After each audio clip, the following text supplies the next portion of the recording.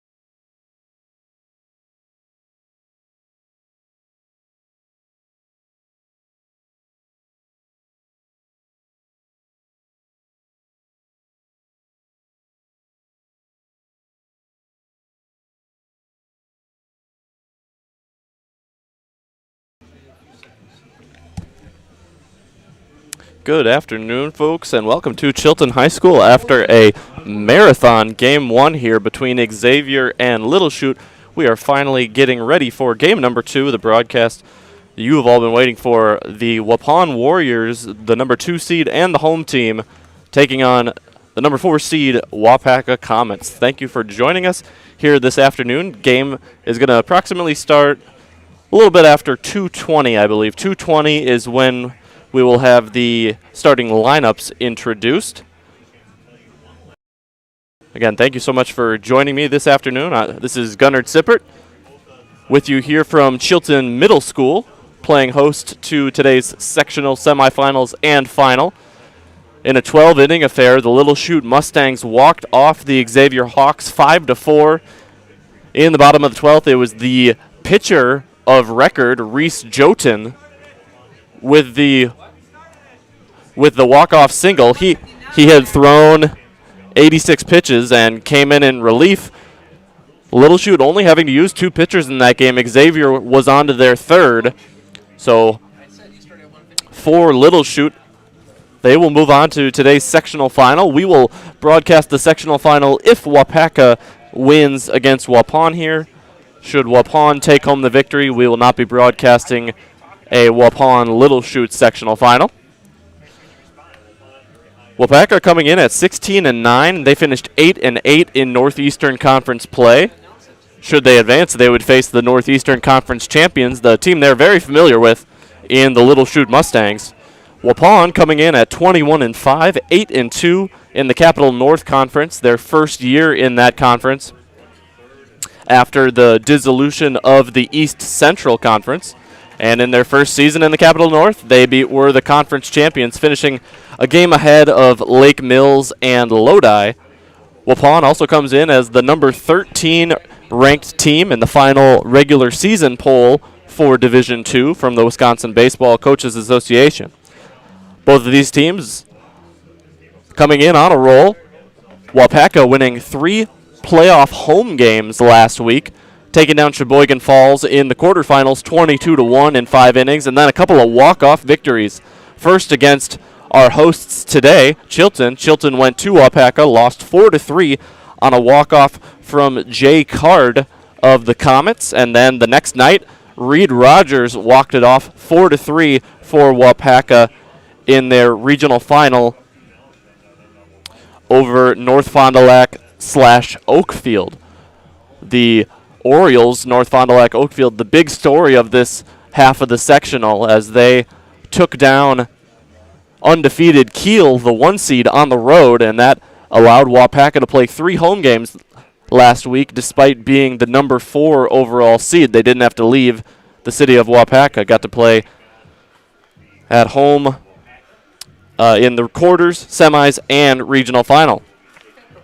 And for Waupun, they're the number 2 seed in this half of the sectional, the lower half if you're on the WIAA bracket page. Waupun, the number 2 seed, received a bye into the regional semifinals. In the semifinals, they defeated Plymouth 12-0 in 5 innings in a run rule shutout. A well-pitched game by the starter for today's game, Logan Prawl. And then in the regional final against,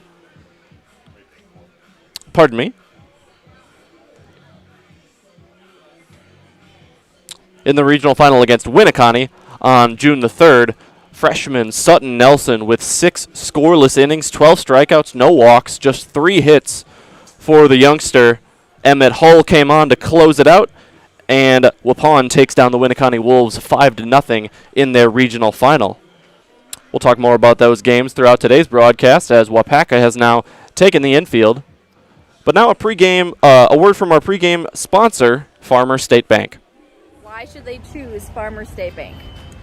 I think people should choose Farmer State Bank because we are investing in you and investing in this beautiful community. So is there really any other way you should go? Definitely Farmer State Bank. I love the employees here.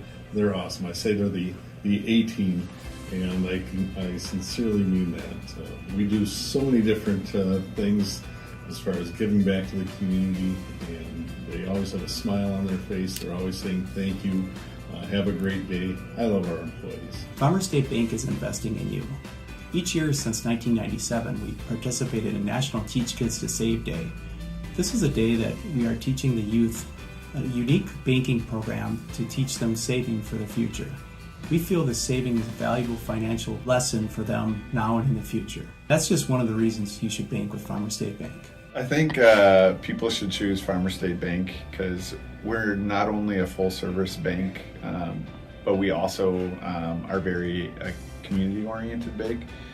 So we give to a lot of different organizations, not just the big things that people may see, like when we donated to the football field or the Zamboni for hockey, or to the playground splash pad project, or to Lakeman Field. Not just those things, but also the little things like the community churches, the festivals that we give to, Waupaca Arts Hub or Arts Board. You know, we give to just an extreme amount of organizations, and I don't think people realize what we actually do for the community, and I think that's what sets us apart from the rest. You know what I like most about my job is that I have the opportunity to help the loan officers type loans for people that are looking to make their dreams come true. Farmer State Bank is actually one of the last local community banks in the area. We are very community driven, always involved in Project Backpack, donations to sporting programs, the schools, always trying to get financial literacy to students, and always just trying to be out in the community and do whatever we can to help Waupaca. They should choose Farmer State Bank because we truly care about our customers. We watch out for them with scams, with so many things going on nowadays, whether they're scams that have been around a while or even new ones. We get trained very well on trying to pick up on that in all departments so that we can protect our customers, and that, again, we've been with them for multiple generations. We don't want to see them lose the money that they have from retirement or anything like that. We want them to be protected. When you walk into Farmer State Bank, someone's always going to say hi. They're going to greet you with a smile, and when you're leaving, they're going to say, have a great day. If you need something, we're here. You don't have to call a 1-800 number. Farmer State Bank is always here for you. You know, Farmer State Bank is so special to me because I get to walk in every day and actually enjoy doing my job. I look forward to coming to work and getting the opportunity to work with people that have now become my second family. When we say we're investing in you, we truly mean it. Local decisions, local lenders. Bank with Farmer State Bank.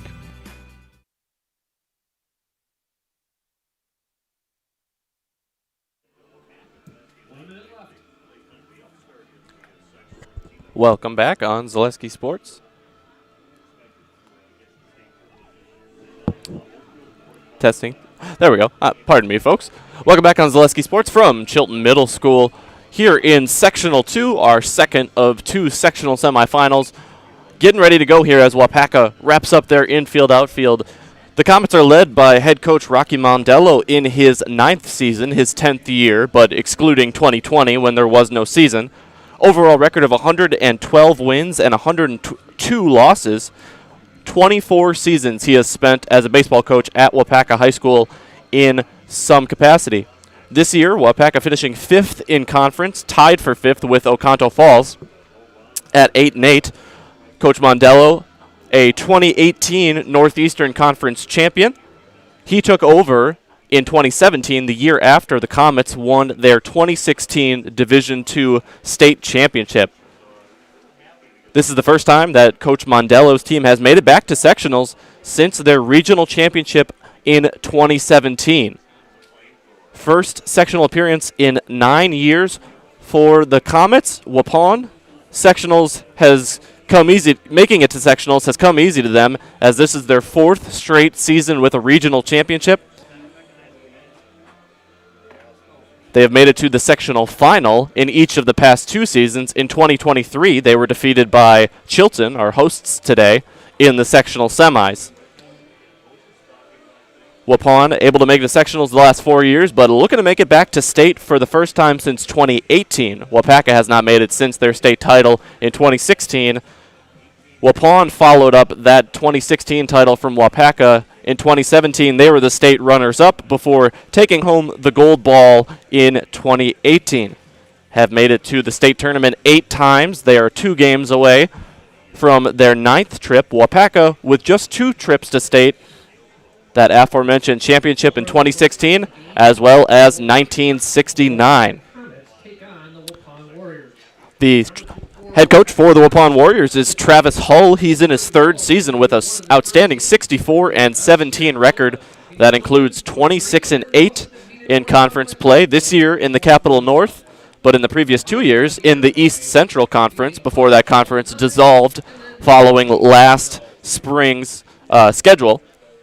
And in the East Central, Coach Hull's teams were not able to win the conference title. They were in 2nd place in 2024 and then 3rd place last year. This year, their first year in the Capital North, they win the conference title. They were the projected preseason favorite as they joined the conference by the coaches in the conference. A unanimous first place predicted finish, and Waupun able to hold off Lodi and Lake Mills, finishing 8-2 in conference play. Both of those teams 7-3. First conference title for the Warriors under Coach Hull. Their first conference title of any sort since 2021. Their first outright conference title since 2019, as they shared the East Central Conference title in 2021 with Kettle Moraine Lutheran. Coach Mondello and Coach Hull meeting with our crew of umpires here this afternoon. Getting ready for baseball here from Chilton. Game 2 of 3 on the day. Again, if Waupaca wins this sectional semifinal, we will broadcast the final on Zaleski Sports. Waupun hoping to end our broadcasting here in the sectional semis. And we are nearly ready for the starting lineups. Waupaca, the designated road team, as the lower seed. Waupun, the designated home team, as the 2nd overall seed in this half of the sectional. And the reserves first. First for Waupaca, the assistant coaches include Dave Yeska, Jeff Dolsky, Ethan Dayton, and Ryan Dayton. I will step out during the public address announcing here. The reserves include number 3, Carson Jameson, number 8, Nate Sherman, number 19, Max Olson, number 25, Anakin Stern, and number 33, Sawyer Benning. The Waupun assistant coaches include Justin Schmitz, Sam Lenz, Andy Durskin, Josh Stone, and Clay Daney. The reserves for Waupun include number 1, Rhett Derrickson, 2, Braden Daney, 9, Aiden Strax, 13, Ben Nagel, 18, Landon Larson, 20, Bennett Hall, 23, Dane Whittaker, 24, Noah Good, 25, 25, Owen Klusterbauer, 28, Jack Toutant, 34, Liam Hopp, and 42, Eli Ewert. And now, the starting lineup for the Waupaca Comets. Batting first, the pitcher number 9, Matt Stolsky. Batting second, shortstop number 10, Ali Waller. Batting third baseman number 27, John Zemer. Batting fourth, center fielder number 2, Jay Card. Batting fifth, first baseman number 22, Doug E. Williams. Batting sixth, the designated hitter 12, Reed Rogers. 4, the second baseman number 11, Eric Harms. Batting seventh, left fielder number 1, Weston Lorenz. Batting eighth, catcher number 5, Jacob Durant. And batting ninth, right fielder number 17, Ryder Bergowan. Head coach of the Comets is Rocky Mondello. Starting lineup for the Waupun Warriors. Batting first, the pitcher number 4, Logan Paul. Batting second, third baseman number 10, Graham Gopalan. Batting third, center fielder number 17, Trey Schmidt. Batting fourth, the catcher number 11, Chase Dean. Batting fifth, right fielder number 22, Brennan Redeker. Batting sixth, shortstop number 5, Sutton Nelson. Batting seventh, left fielder number 3, Emmett Hall. Batting eighth, first baseman number 7, Jake Steinbach. Batting ninth, second baseman, number 12, Landon Dirksen. The Warriors are coached by Travis Hall.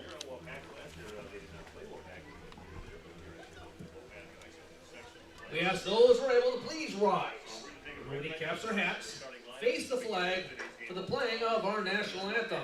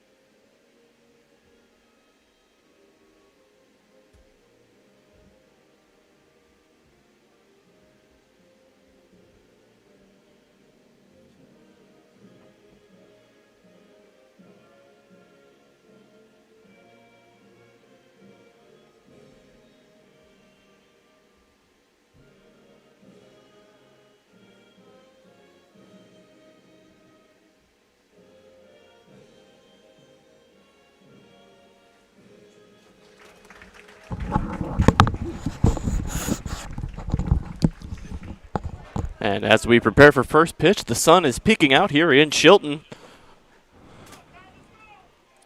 As Waupun takes the field, we'll get you their starting lineup. On defense here first. On the mound for the Waupun Warriors is Logan Prawl. He has a 1.91 ERA on the season. This is his 9th appearance of the year. 33 innings pitched, 40 strikeouts to just 11 walks, and 22 hits allowed. His catcher will be Chase Beam behind the plate. Chase is a commit to Rock Valley Junior College. Great behind the plate and also an outstanding hitter with 8 home runs this season. Around the infield for the Warriors, at first base, the senior, number 7, Jake Steinbach. Playing second, a junior, number 12, Landon Dirksen. At the hot corner over at third, senior Graham Gopalan, another senior. Playing shortstop, the freshman, and another great pitcher for this Waupun team, Sutton Nelson. Coach Hull hoping to save Sutton for the potential sectional final. He pitched outstanding in their regional final. Finally, in the outfield, for Waupun in left field, son of the head coach, Coach Hull, is senior Emmett Hull. In center field, Trey Schmidt, number 14, another senior. And in right field, junior, number 22, Brendan Redeker. Your umpires this afternoon for Game 2 include Rick Cullen, Sawatsky, and Mark Schleiss. And let's get you the starting 9 in the batting order for Waupaca. Leading off, the pitcher, number 9, senior Max Dolsky. The shortstop, junior Ollie Waller, number 10, will bat second. Senior third baseman, number 27, John Zemer, will hit third. Senior center fielder, number 2, Jay Card, will hit cleanup. Junior first baseman, number 22, Dougie Williams, batting in the 5-hole. Sophomore designated hitter, number 12, Reed Rogers, will hit for junior second baseman, number 11, Eric Harms. Batting 7th and in left field, junior Weston Laritzen, number 1. Batting 8th, number 5, the catcher, senior Jacob Durant. And at the bottom of the order for the Comets, number 17, senior Ryder Vergowan. Max Dolsky, a future UWSP pointer for the baseball program, will lead things off. He's pitching here today, but primarily an infielder for Coach Mondello's team, and he will play infield in college. Dolsky, a second-team all-conference selection in the Northeastern Conference as a utility man. Also features on the mound as one of Waupaca's top couple starters. Prawl is ready for first pitch, and we are underway in the sectional semifinal here in Sectional 2B. It's a ball low. And Logan Prawl, a future wide receiver at the University of Northern Michigan, fouled off here from Dolsky to even it up. Prawl will be the starter on the mound today in his senior season. A very talented Waupun team. They were projected in the preseason poll from the Baseball Wisconsin yearbook to be the number 12 team in Division II. Finished the year at number 13 in the final poll. One of the top contenders to make it to state. But Dolsky will lead things off for the Comets. Lines a single back into center field. And the Comets have a leadoff base runner. Coming to the plate from the left side, Ollie Waller.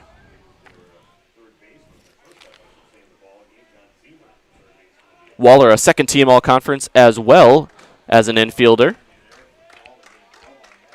With Dolsky on first now after that leadoff single. Prawl now from the stretch with the runner at his back. Delivers. And it's sent down the third base line and foul. Would have been extra bases had that been a couple feet to the right as the left fielder, Emmett Hull, was shaded away from the line. Another first pitch strike for the starter Prawl. Gets ahead of Ollie Waller here. Waller, a junior, with the senior John Zemer, a righty, on deck. Dolsky gets his lead at first base.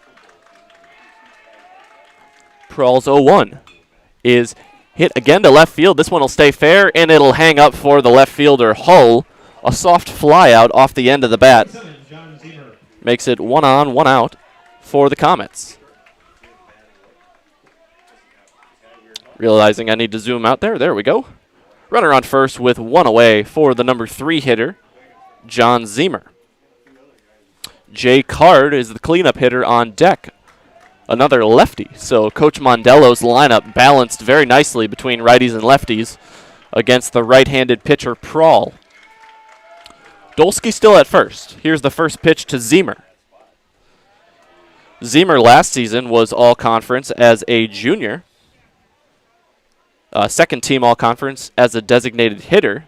He takes the ball low. This year, Zemer up to a first team selection all-conference in the Northeastern Conference as an infielder. He'll play third base here today. Breaking ball is just outside.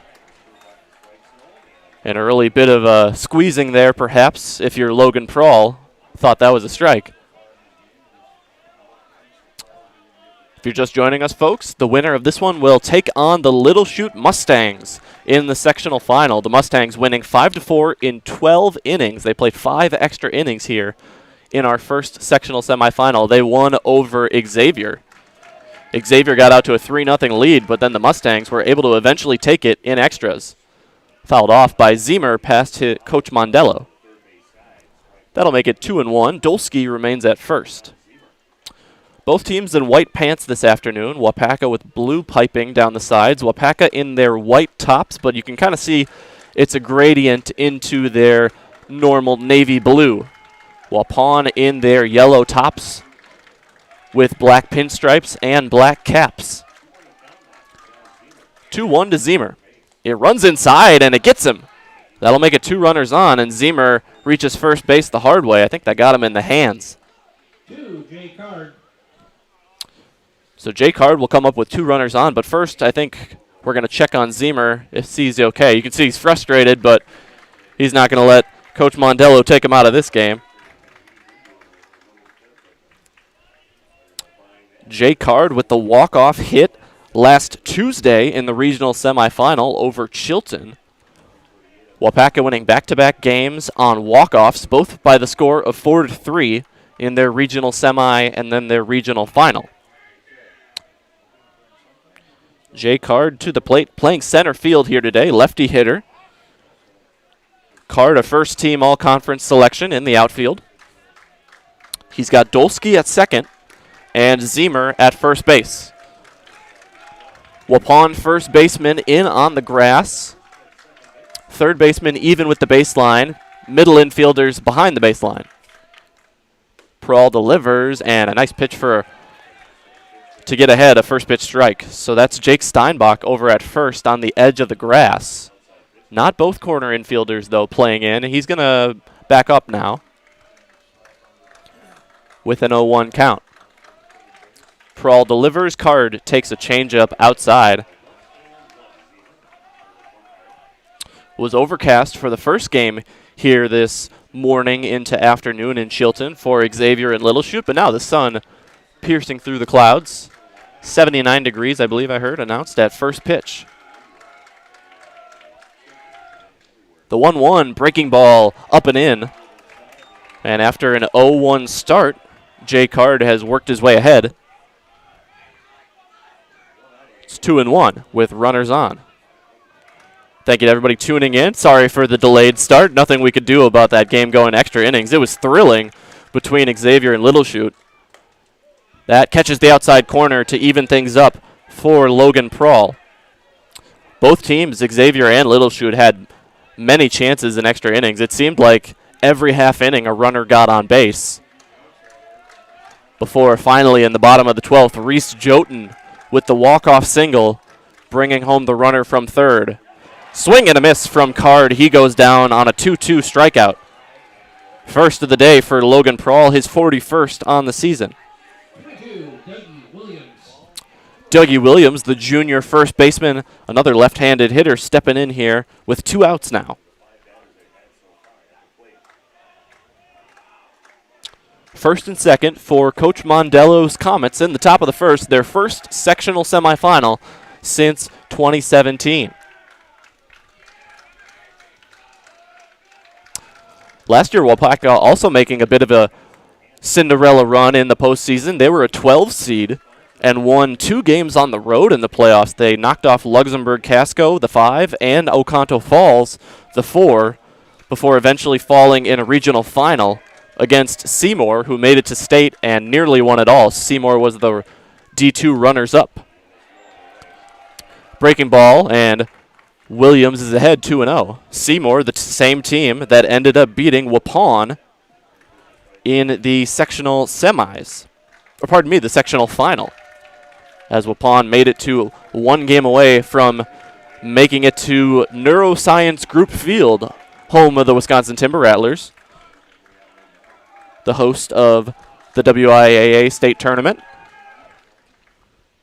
Timber Rattlers, I believe, are back home starting today. Tuesday through Saturday series, as all minor league series are.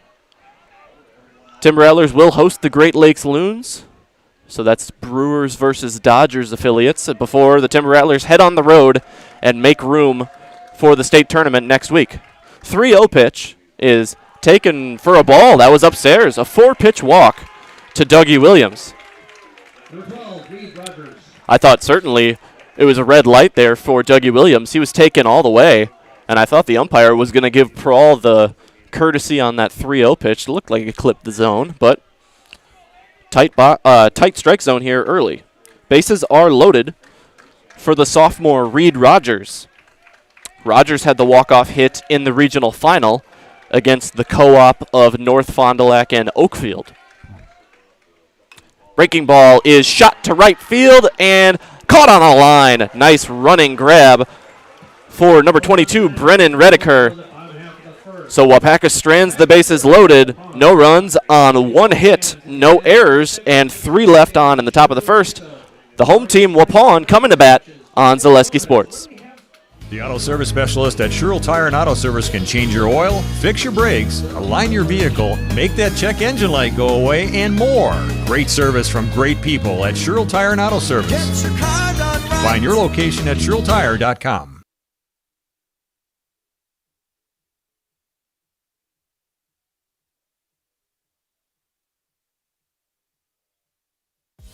Culligan Water delivers. From your first call, to your first sip, to your first soak. Culligan, give us a tap. The only water that comes with a van.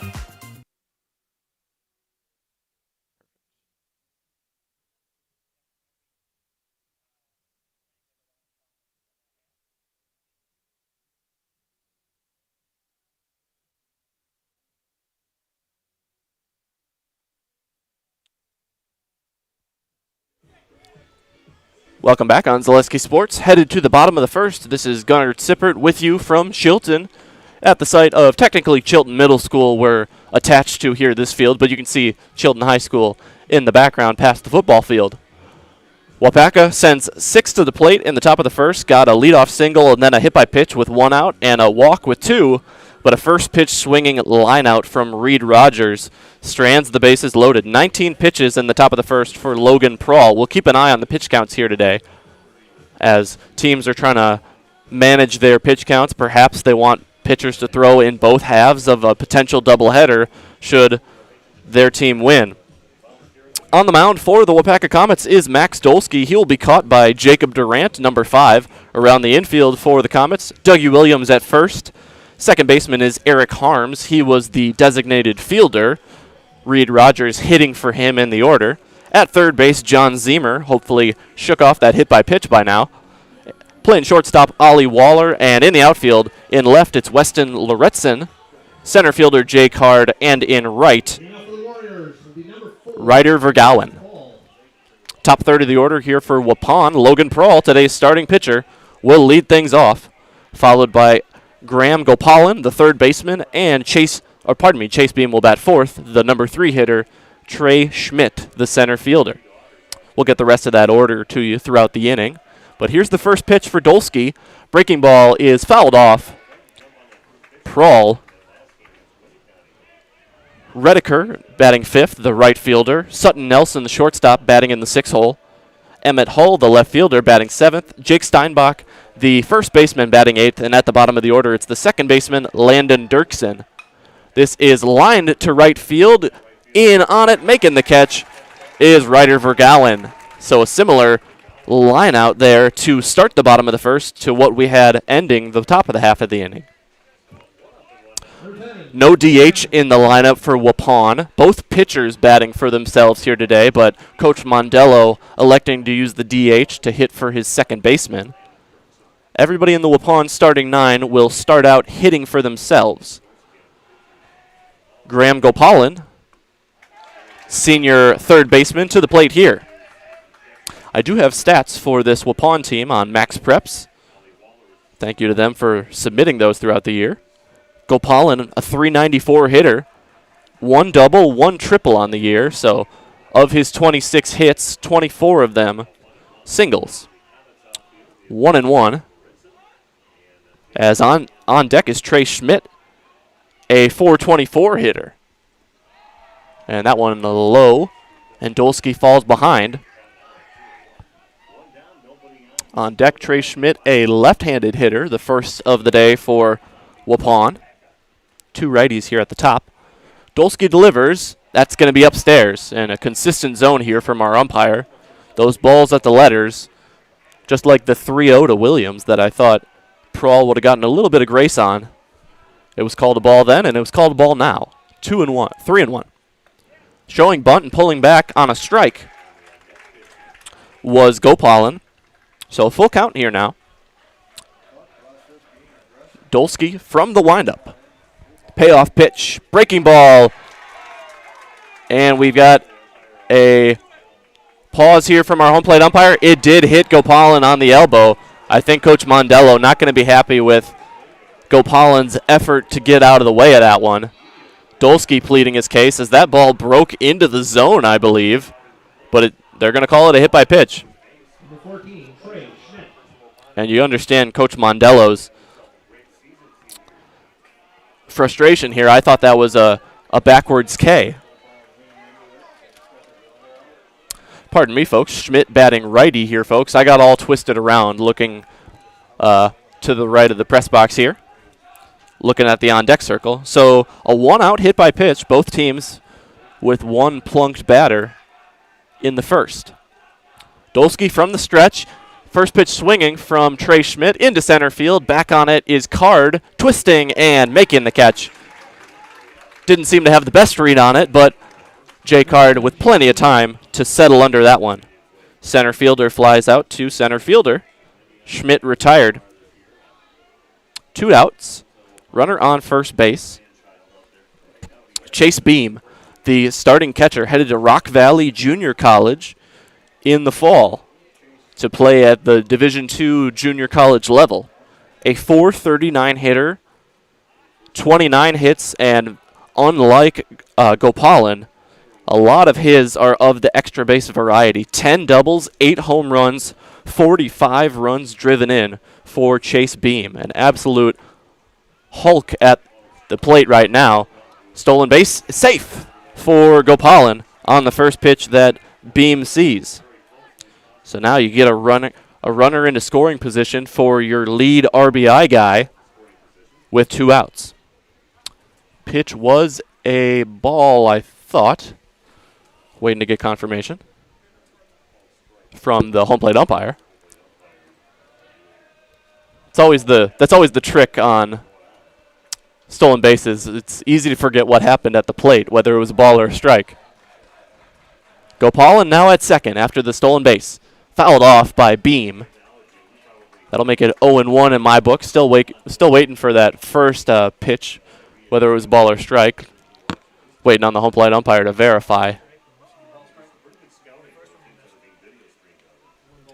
It'll be a 1-ball, 1-strike count as the pitch that Gopalan stole on was the ball.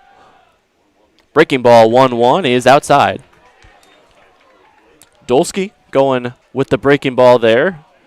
Just first impressions from both of these starting pitchers. It seems that Prawl throws a little bit more firm than Dolsky, but Dolsky's got some good breaking pitches that'll keep these Waupun hitters on their toes. 2-1 runs inside, or 2-2. 2-2 now. That was the 1-2 delivery. Runner on second with 2 away, a 2-2 count. Gopalan gets his lead. Breaking ball is just high. Good frame attempt there by the catcher Durant, but that one left a little bit upstairs for the home plate umpire's liking. And we've got another full count, the second of the bottom of the first. Gopalan with a big lead, and now the payoff pitch is hit to right field. Back on it is Vergouwen. He's under it and can't make the catch at the wall. It lands on the warning track. Gopalan scores, and Beam into second with an RBI double. At least in my very unofficial scoring here.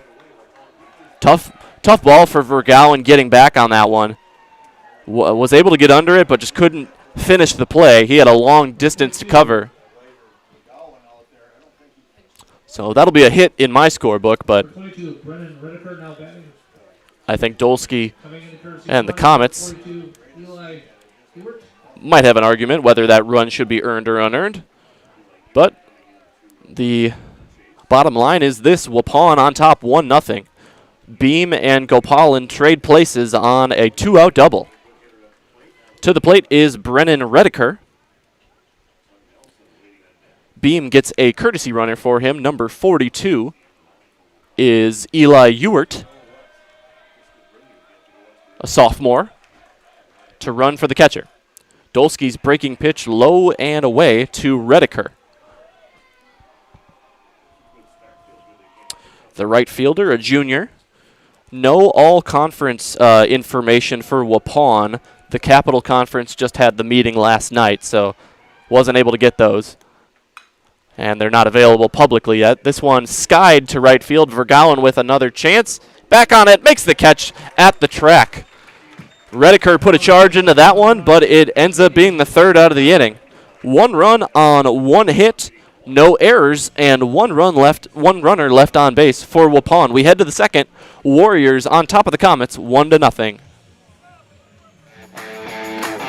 Want to save even more at Fleet Farm? Sign up for Fleet Rewards for exclusive offers and deals. Earn points every time you shop. 500 points gets you a $5 reward. It's free and easy to sign up, in-store or online. Plus, earn rewards even faster with the Fleet Rewards credit card. Get 4 times the points every time you use your Fleet Rewards credit card. Start shopping and start saving even more with Fleet Rewards at Fleet Farm.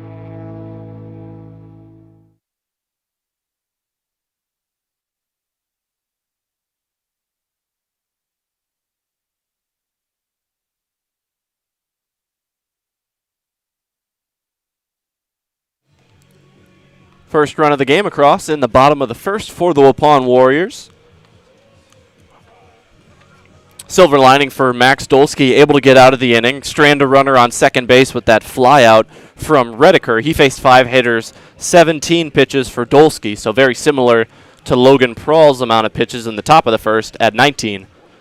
The difference, though, right now, Prahl was able to strand the bases loaded with 2 outs, whereas Dolsky gave up that double, perhaps an error, to Chase Beam. Certainly Beam put a charge into that one and gave his team a chance there to score a run on that ball. Throw down from Beam, and we're ready to go in the second. Waupaca sent 6 hitters to the plate in the top of the first, so bottom third of the order coming up here in the second. Weston Laritzen, a junior, to the plate. Now batting for the Comets, number 1, Weston Laritzen. Laritzen, the third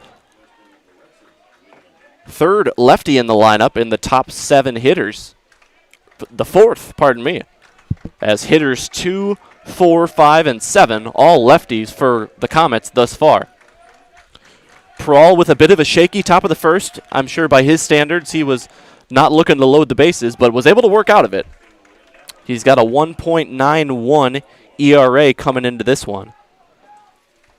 He had just walked 11 hitters in 33 innings, and he walked 1 in the first.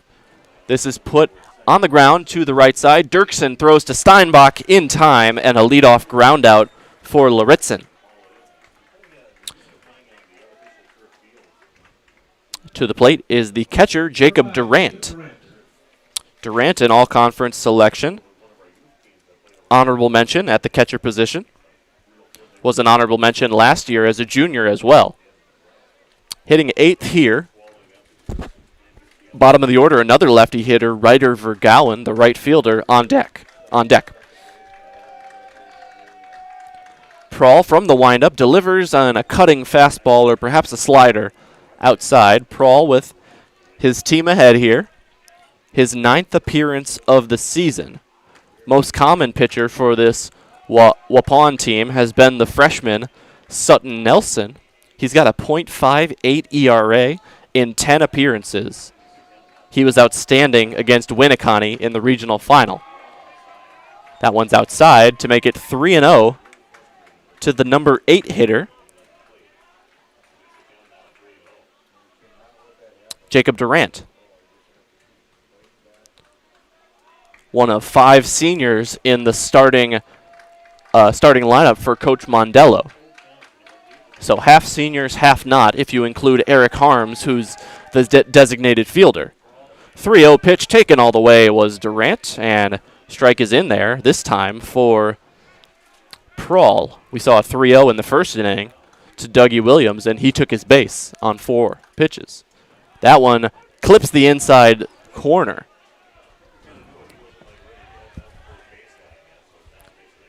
Chase Beam able to hold on to that one on a pitch that was in on his hand as a lefty receiver. And now a full count. First of the day for Prahl. And this is grounded to the left side. It's going to be a tough play. Nelson makes the stop. Throw is not going to be in time. An infield single for Jacob Durant. Great try by Sutton Nelson, but on the backhand in the hole. That's a outstandingly tough play, and he made it look close. 1-out single, second hit of the game for the Comets. Will we have a courtesy runner for the catcher Durant here? Looking like no. Nobody motions from the Waupaca dugout. Only 5 bench players for this Waupaca team. Much larger roster for the Warriors. Durant had good speed down the line there, so I understand keeping him in to be the base runner. 1 out, runner on first for Ryder Vergouwen. First pitch swinging for Vergouwen. It's into center field. Schmidt under it. He settles and squeezes for out number 2. Another first pitch swinging fly out for the Comets. We had one to end the first off the bat of Reed Rogers. And now back to the top of the order for Max Dolsky. He singled. His first time up was left stranded at third base.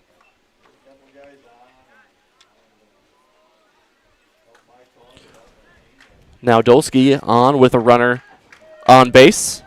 see if Durant gets moving here, perhaps similar to what Waupun did, and he's picked off. And he makes it into second base safe. Steinbach waited too long on the throw to second base, and that'll be credited as a stolen base for Jacob Durant. Or perhaps an error, as they had him picked off. But the throw didn't go wild, and so I don't think there's an error on the play. I think, at least when you see that on MLB Game Day, that's just designated as Jacob Durant stole second base, and you don't get to find out the full story behind the play. Line grounded to the left side and through. Durant getting the wave home, and now a late stop sign, as that was picked up in shallow left field by Hull. Hull looked like he didn't field it very quickly, but he was so shallow in left field, and I think Mondello knew that he has a good arm, wasn't going to risk sending Durant home and being thrown out at the plate. And certainly when you've got a catcher like Beam back there, he was going to make a good tag should the throw have been on the money. So now it's first and third. Runner at third is Durant. Dolsky with his second hit to first base. And here's Ollie Waller. He flew out to left field his first time. Takes outside.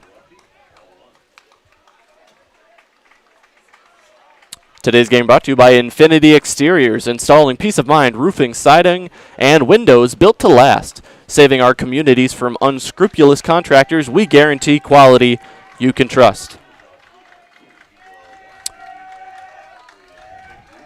And now, I didn't even see on the back end of that play, Dolsky taking second base. Or perhaps truly flew under my radar, and I don't think the Waupun defense saw him take second base either. That one in on the hands of Waller. He gets out of the way.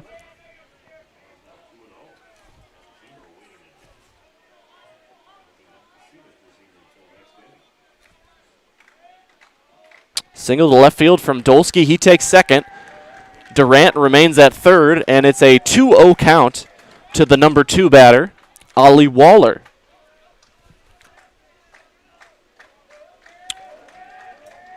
Eight all-conference selections for this Waupaca team that finished 8-8 in conference play. The 2-0 is taken on the outside edge. Good pitch from Prawl to get back into the count. 2-1 now to the junior shortstop. Durant at third, Dolsky at second. No courtesy runner on for the pitcher either for Waupaca, as Dolsky has run for himself both times. Foul ball evens up the count at 2-2. On a humid day here in Chilton. But no chance of rain until tomorrow. 2-2 with a couple of runners in scoring position. Waller nearly offers, I believe he held up, and our field umpire agrees. Working the count full. Runners will not be off with the pitch as first base is open.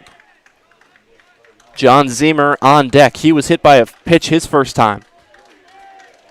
Prawl into a little bit of a jam here. Had a runner on first with 2 outs, but then that single from Dolsky and him taking second. 3-2 fouled off, and Waller's going to stay alive.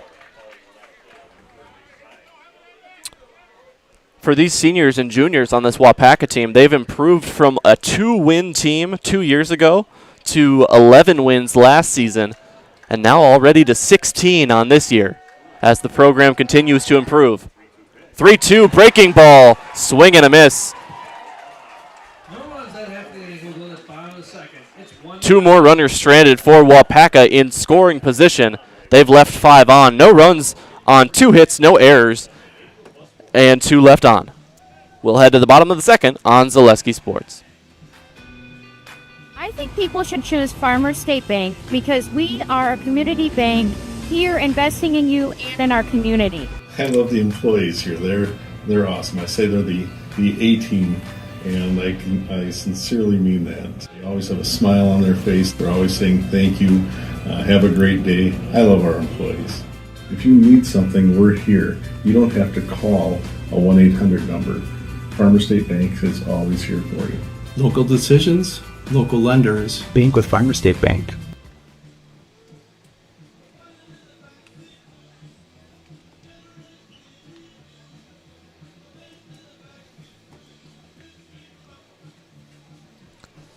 On to the home half of the second. Waupun coming to bat here as the number 2 seed, the designated home team, against the 4 seed Waupaca. Out of the dugout, Jacob Durant to step in behind the plate. Durant was left stranded at third. His pitcher, Max Dolsky, stranded at second, as Waupaca has left 5 runners on through the first 2 frames. So the Comets getting runners on, just need to break through and bring one home. Waupun sent 5 hitters to the plate in the bottom of the first. Got a hit by pitch and then a double from Chase Beam to drive in a run. 1 run on 1 hit, no errors, and 1 left on in the bottom of the first. In the top of the second, no runs on 2 hits, no errors, 2 left on. The hitter will be the number 6 hole hitter. Number 5, the shortstop, freshman Sutton Nelson to the plate. A standout on the mound this season with a .58 ERA. See him here at the plate, swinging first pitch, and it's fouled up. Nelson, not a bad hitter either. Batting .300 with 4 doubles. 12 runs batted in. Fouled that one off against the pitcher, Max Dolsky. And this one's put into play on the 0-1. Card working his way back and makes the easy catch. Couple of balls hit to center field today, right on a line to the both center fielders. 1 down for Emmett Hull, the left fielder. Emmett, son of the head coach, Travis Hull. Another Hull on this roster as well, sophomore Bennett, a backup catcher. Likely also the son of Coach Hull and perhaps next year's starting catcher. First pitch strike is in there for Dolsky against Hull. That one's upstairs. Durant has to pop out of his crouch.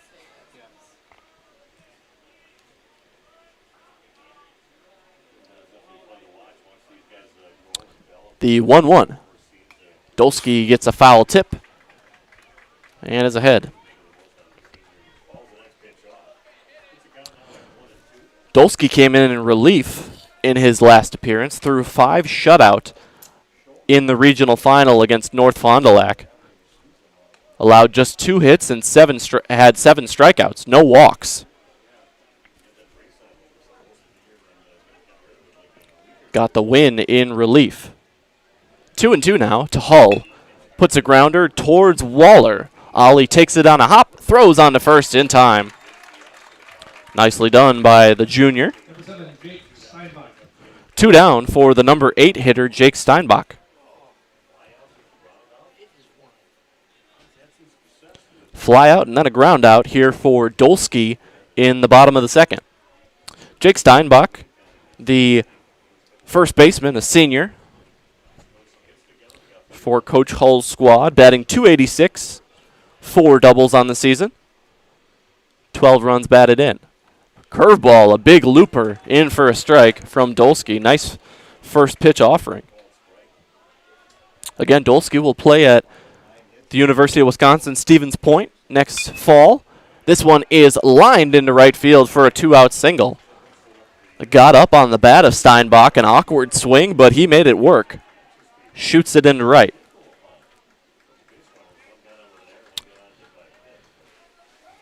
So a 2-out single brings up the number 9 hitter, junior second baseman, Landon Dirksen. See if Steinbach gets in motion here as they did in the first with Gopalan. Gets a big secondary lead but does not take off for second. Runner on first with 2 away. First pitch ball to the number 9 hitter. Top of the order on deck in Logan Prawl. That one clips the outside edge for Dolsky. Clearwater Harbor in Waupaca offers daily boat cruises for an excellent tour of Waupaca's chain o' lakes. Enjoy a 90-minute narrated relaxing cruise on these beautiful lakes, including cocktail cruises or special events as well. Offering daily options you can book online at clearwaterharbor.com. Great block there from Jacob Durant to keep Steinbach from advancing. Makes it a 2-1 count. Throw over from Dolsky to his first baseman, Dougie Williams, not in time as the runner is back safely. Waupun scoring once in the bottom of the first. Dolsky trying to put up his first 0 in the second. 3-1 count now at risk of walking the number 9 hitter.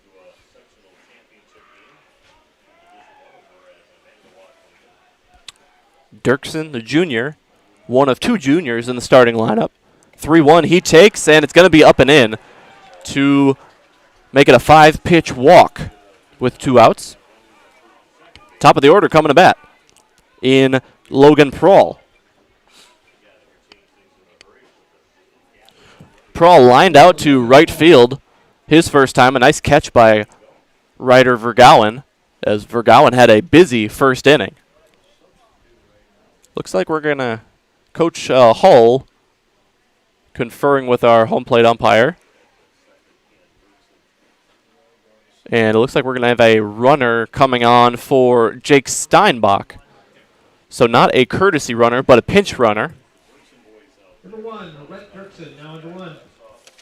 Rhett Dirksen comes in to run, a freshman, listed as a second baseman. He will run at second base. Landon Dirksen running at first base, a junior, also a second baseman, starting today. The Dirksen brothers on base here with 2 outs. Logan Prawl to the plate.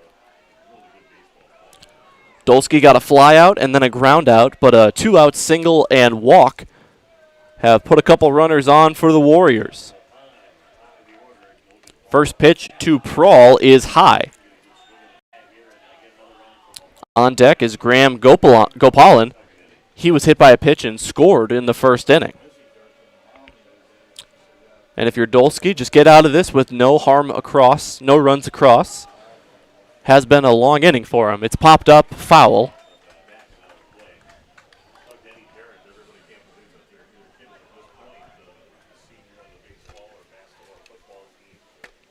First and second with 2 outs and a 1-1 count.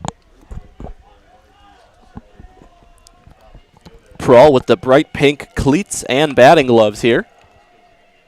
1-1 from Dolsky is a slider that goes outside.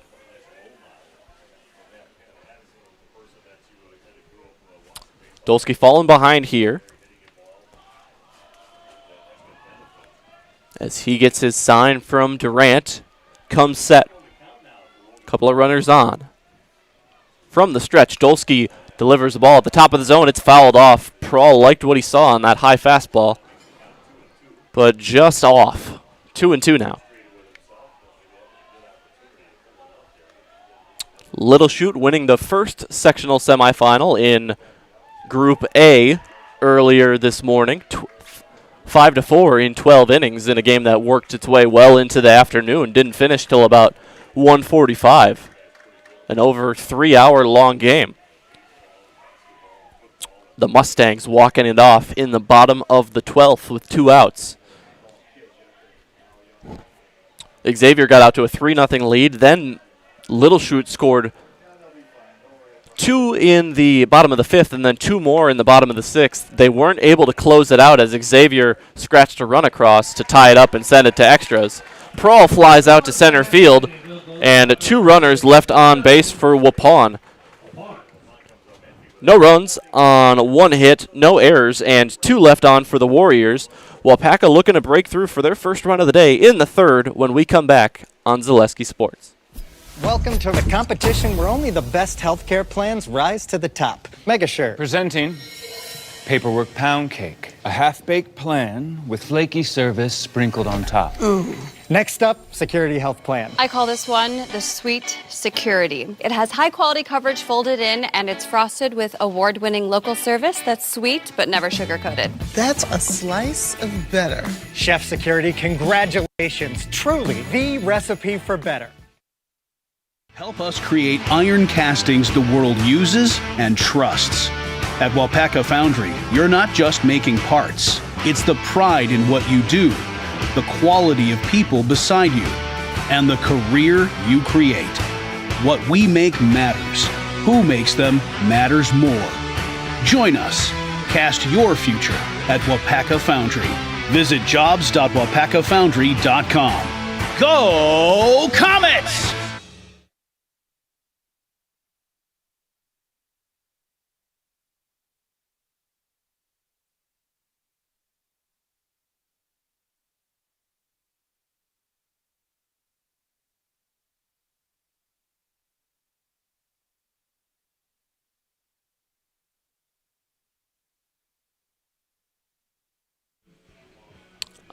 On to the third here in Chilton. At Chilton Middle School, Waupaca able to strand a couple of runners there in the bottom of the second. Max Dolsky with a long inning, but no more runs across as it remains 1-0 in favor of the home team, the Waupun Warriors. Logan Prawl back out for his third inning of work. He will face hitters 3, 4, and 5 of the Comets lineup. John Zemer, who was hit by a pitch his first time, will lead things off, followed by Jay Card and Dougie Williams. Zemer appears to be all right after that pitch got him in on the hands in the top of the first. He was left stranded at second base as Waupaca loaded the bases with 2 outs, but weren't able to bring a runner home. First pitch ball in the dirt from Prawl. Prawl already with 2 strikeouts here today. He has hit a batter and allowed a walk to go with 3 hits against. So a bit more traffic than Prawl would like, I'm sure, and more traffic than he's been used to on the season. His walks plus hits per inning on the year, if I can pull that up, coming into today's game, as the 2-0 pitch is going to be on the outside corner. I had nearly called it a ball, but a late strike call there. Prawl in his 33 innings pitch had allowed 22 hits and 11 walks, so he was used to about 1 base runner per inning. As Zemer with a check swing to the second baseman Dirksen on to first, back to Steinbach, who re-enters the game after being pinch run for. Throw is in time, a leadoff ground out for Zemer as he's retired for the first time. Jay Card up. He struck out swinging his first time for the second out of the first. That came with runners on first and second. Bases are empty for Jay here.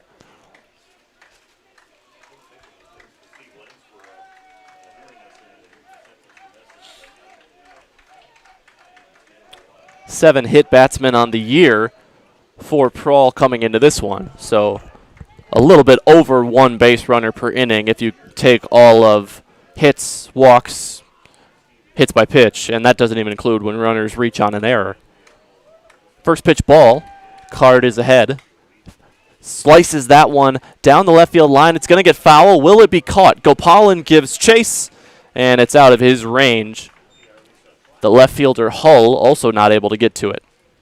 That'll make it 1-1 for Jay Card, a first team all-conference selection. Just recapping the all-conference Northeastern Conference for Waupaca. Reed Rogers, first team as a designated hitter. John Zemer as an infielder. Jay Card as an outfielder. Second teamers, Max Dolsky as a utility man. Delivery coming here on the 1-1 pitch from Prawl. Again, sliced this time on a line drive. It's fair inside the line. That'll be extra bases for Card. Hull has to retrieve it in the corner. It got by him, and that'll be a 1-out double for Jay Card. First extra base hit of the day for the Comets. The first team all-conference selection, Jay Card, into scoring position with one swing of the bat down the third base line. Dougie Williams comes up with a runner in scoring position, just as he did in the first. It was first and second with one out back in the first inning when Williams worked a walk. Now just a runner on second base. Again with one out. Or he came up with 2 outs in the first. Now comes up with 1 out. And the final all-conference selections of the honorable mention variety. Ryder Vergowen in the outfield. Anakin Stern as a pitcher. Probably see him today for Waupaca, either in this game or if they make it to the sectional final. Foul tip there. Makes it 0-2 to Dougie Williams. And another honorable mention for Jacob Durant as a catcher. 8 all-conference selections for this Waupaca team. They've only got 14 guys on the roster.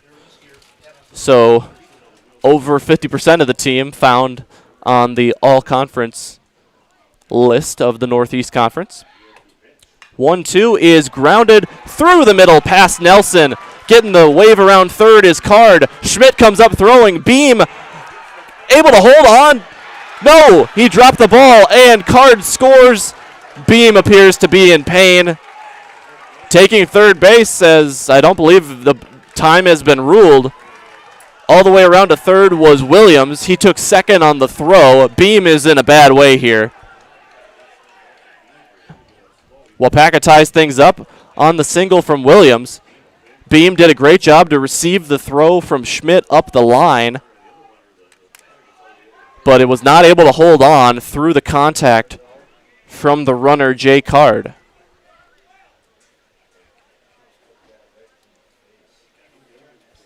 Just going to give Beam his space here. Zoom in on the man with the RBI, Dougie Williams, at third base. So it'll be an RBI single as it stands. And then Williams takes second and then third on the throw. And I think perhaps Coach Hull will at least be arguing the case that time should have been put in effect there and Williams should be sent back to second base. As the initial call stands, it'll be an RBI single. Card scores.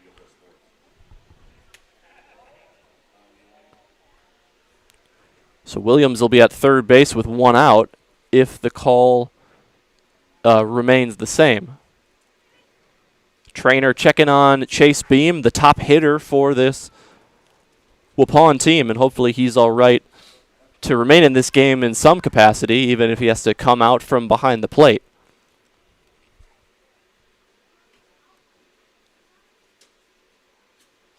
Able to get to his feet here, and it'll be a big decision for Coach Hull.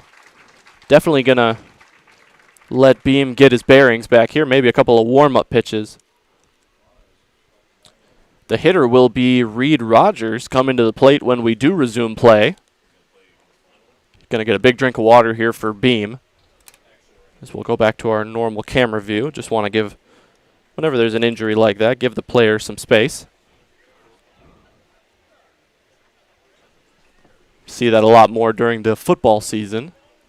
Certainly not common during the baseball season, but it does happen.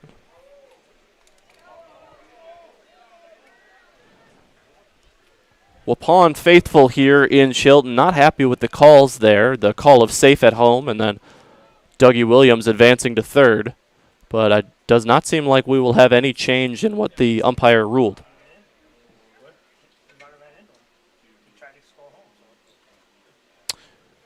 Rogers, some good sportsmanship here, holding on to Beam's gear. And the call will stand. It is 1-1, and Williams remains on third base. I don't think moving Williams was ever seriously back to second was ever seriously discussed, as Williams just made a heads-up play there, taking third as there was the commotion of Beam's injury as well as did the runner score or not, as the ball was jarred loose, but it took a second or two for the ball to pop out of the glove. It looked initially like Beam held on. Pitching coach is out there for Logan Prawl, probably just to reset him after a big delay here. It'll be a runner on third base in Dougie Williams with one away for Waupaca. Williams has reached both times on a walk and now a single. For all your propane needs in Waupaca, Wautoma, Princeton, Fremont, and the surrounding areas, turn to L&L Propane, specializing in propane tanks, new installation, filling, repairs, moving tanks, and more. That's L&L Propane in Waupaca. Good to see Chase Beam staying in the game. He's going to stay behind the plate. Of course, it was going to be hard to convince him to come out of this game, even if they tried. In his senior season, his fourth straight trip to sectionals. Grounded to third base, coming home with it, and they've got the runner caught. Williams will be tagged out. A nice play by the third baseman, Graham Gopalan, to cut a run down at home, and Beam does a great job. 5-2 put out. Number 1, Weston Loritzen. As Reed Rogers reaches on the fielder's choice. They played the infield in, and Gopalan did his job perfectly. And we'll runner on first base with 2 away now. And just 1 run across for Waupaca. Taking a ball low is Weston Loritzen. He led off the top of the second with a ground out. Coming up for his second plate appearance in the third. Prawl from the stretch with Rogers at first base, delivers a strike. For Waupaca, it's been a bit of an up and down season. They started 6-5, including a 3-4 conference mark. Then they won 6 games in a row, including 4 games in Northeastern Conference play. So they were sitting pretty at 12-5 and 7-4 in conference play. Finished their final 5 regular season games 1-5. So this team, going into the playoffs, was kind of on the skid. I believe they had lost 3 in a row before their first playoff game. The 1-2 is going to be outside to even things up. Good eye. Or pardon me, that was the 2-1. So it'll be 3-1 now. Good eye by Loritzen. Familiar with Loritzen from both broadcasting Waupaca football and basketball. So I asked Coach Mondello, what's it been like for this team as you're on a roll in the playoffs? And he said certainly it helped to play at home for the entirety of regionals as Loritzen takes his base. Ball gets away, but not enough for Rogers to take third. That'll be the second walk issued on the day by Prawl, his first since the first inning. Jacob Durant singled to the shortstop. Nice sliding stop by Sutton, but was not able to make the throw in time. And Durant made it all the way to third before being stranded. He's got runners on first and second with 2 outs. Coach Mondello said it's been a fun week. They got the 2 walk-offs last week as Durant grounds it to third. Smart play by Gopalan to just step on the base for the force out, and Waupun is out of it. Waupaca ties things up. 1 run on 2 hits, no errors, and 2 left on base. We'll head to the bottom of the third. New score, all tied at 1 here in Shieldton. I actually described Fox Valley Tech as a home away from home. It was very comforting that it was a class size of 20 people or less. Cost is a huge factor. When I look at Fox Valley Technical College, you're not spending that much for a degree. If I was 30 when I went back to school here, I have had no regrets. I think the hands-on training really sets us apart. They will do anything to make sure that you succeed. You are going to get the education that you came for.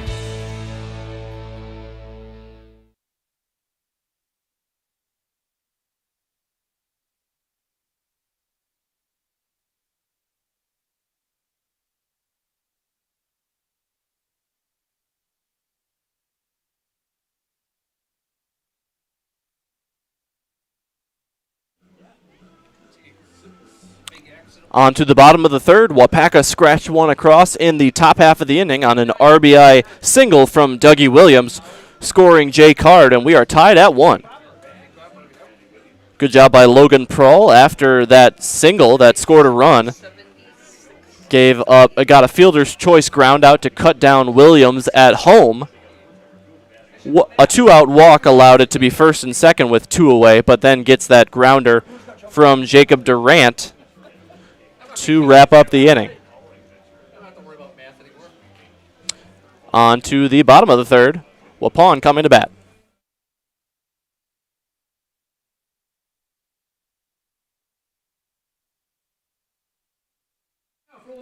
Max Dolsky now at 35 pitches through his first 2 innings worked. I said last inning was a bit laborious, but only 1 more pitch than the first inning. And that'll be a first pitch hit by pitch.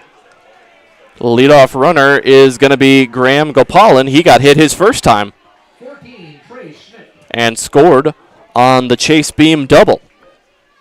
So leadoff runner is on for the Warriors. And for Waupun, starter Logan Prohl now at 53 pitches. As I wouldn't expect any pitcher to work both halves of a potential doubleheader. Bunt is on and popped foul by the number 3 hitter, Trey Schmidt. Either looking to sacrifice or maybe even he squared around a bit late. Maybe looking to bunt himself on. Certainly looking to advance Gopalan to second. 0-1 now. Dolsky with another runner at his back. Steps off and throws over.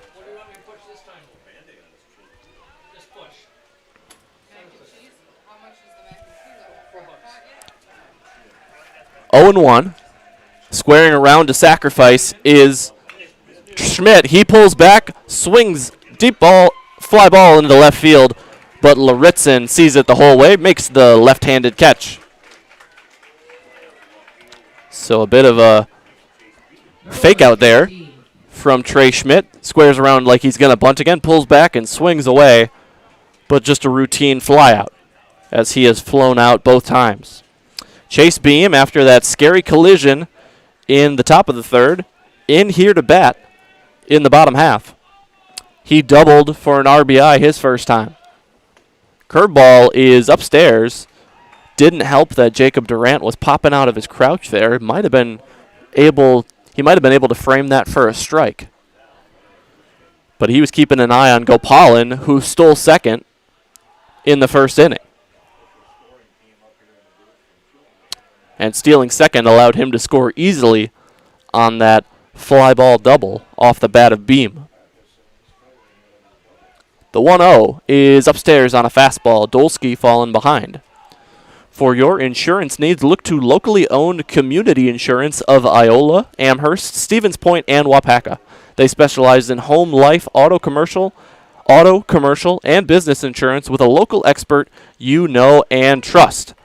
Add the personal touch to insurance with community insurance. Strike called, the back pick attempt by Durant, not in time. That'll make it a 2-1 count. Waupun faithful not happy about it there as they figured out about the strike a little bit later. Curveball is upstairs again. Dolsky trying to drop it in at the top of the zone and just missing. Brennan Redeker on deck. 3-1 count, and against a fearsome hitter in Beam. Again, 8 home runs on the year, 10 doubles, hitting .439.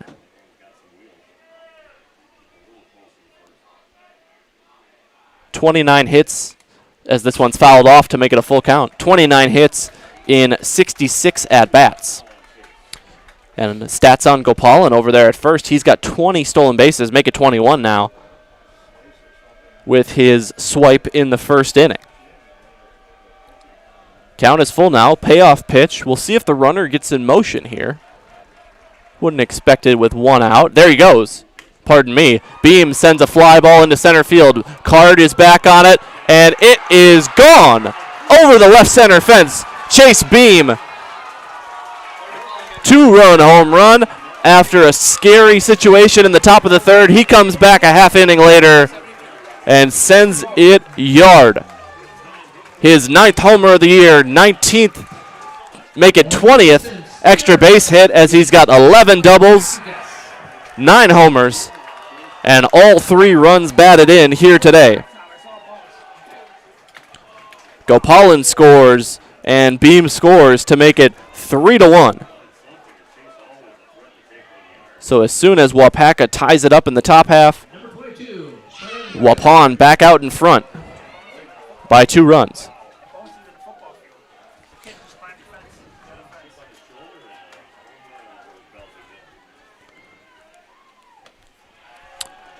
So RBIs on the day for Beam, 46, 47, and 48, as he's got 3.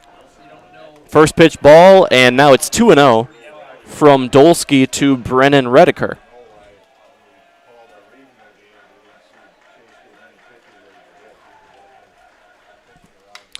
This one is sent into the shallow center field. The second baseman, Harms, is under it. He'll make the catch on the pop-out, and Redeker is retired for the second out of the inning.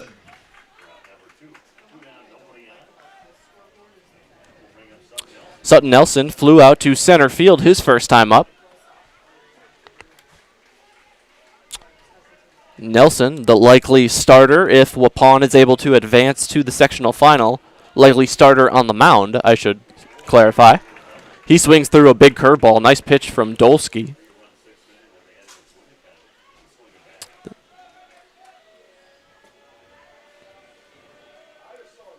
Oh, another one, and another whiff against the freshman.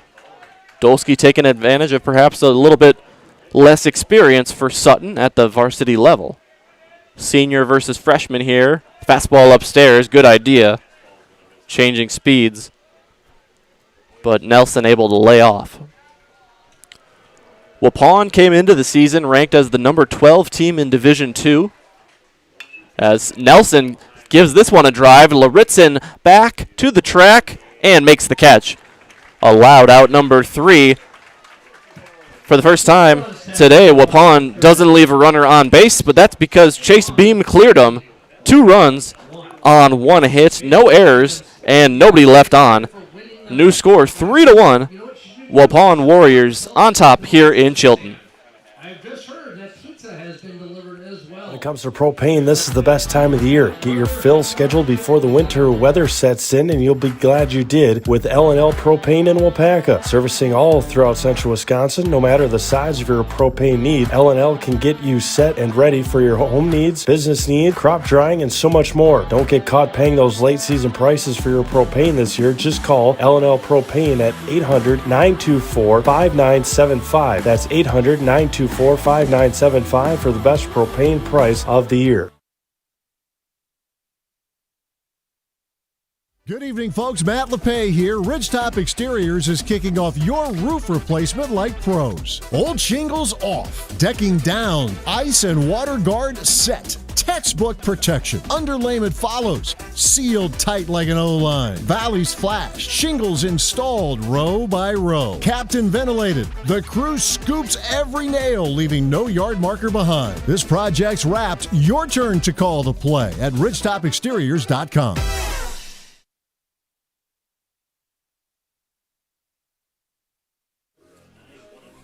On to the 4th inning here from Chilton. New score, Waupun 3, Waupaca 1. Waupaca able to tie it up in the top of the 3rd with an RBI single from Dougie Williams that scored Jay Card, but then Jay Card was not able to make the catch on a Chase Beam ball that he ran out of room on. Chase Beam going yard in the bottom of the 3rd for a 2-run shot to make it 3-1. Totals through 3 innings. Waupaca 1 run on 5 hits, no errors for the Waupun defense, and 7 runners left on base for Waupaca. For Waupun, 3 runs on 3 hits, no errors for Waupaca's defense, and 3 runners left on. Leading things off for the Comets in the top of the 4th is the number 9 hitter, Ryder Vergowen. He flew out to center field for the second out of the 2nd inning. And now if you're Logan Prawl, the starter, for Waupun. You've had trouble on the bases every inning, runners into scoring position, but you got a 2-run cushion looking to provide his team some length on the mound. Get at least, hopefully for him and for Waupun's coaches, two more scoreless innings. The 2-0 to Vergalen. He chops it to the right side, and Steinbach played it to his side, didn't keep his body behind the ball, and Vergalen will reach on an error. Leadoff base runner on, as Steinbach tried to pick that to the side of his body with his left hand, and it got over his glove for the first error of the game, at least by my very unofficial scorekeeping. Max Dolsky to the plate. He's 2 for 2 with 2 singles. He has been left stranded at third base in the first and then second base in the second. Pitch way outside from Prawl to make it 1-0. And credit to Waupaca that despite not being able to bring home the runners, bringing home as many runs as they would have liked so far, they've been able to create some tension for Logan Prawl. Breaking pitches hit to left center field by Dolsky. Over on it, Schmidt, and he makes the catch with the backup coming from Hull. First time they've been able to retire Max Dolsky at the top of the order. First out of the inning, runner at first with 1 away for Ollie Waller. He flew out to left field in the first and struck out swinging to end the second. Comes up here with a runner on first in Vergalen and 1 away.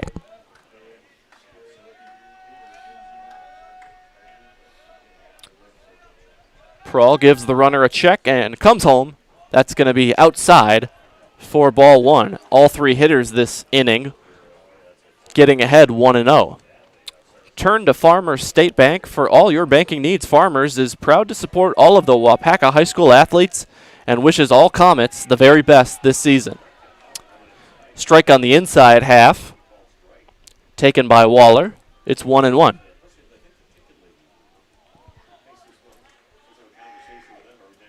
Swing and a miss, and Prawl works his way ahead.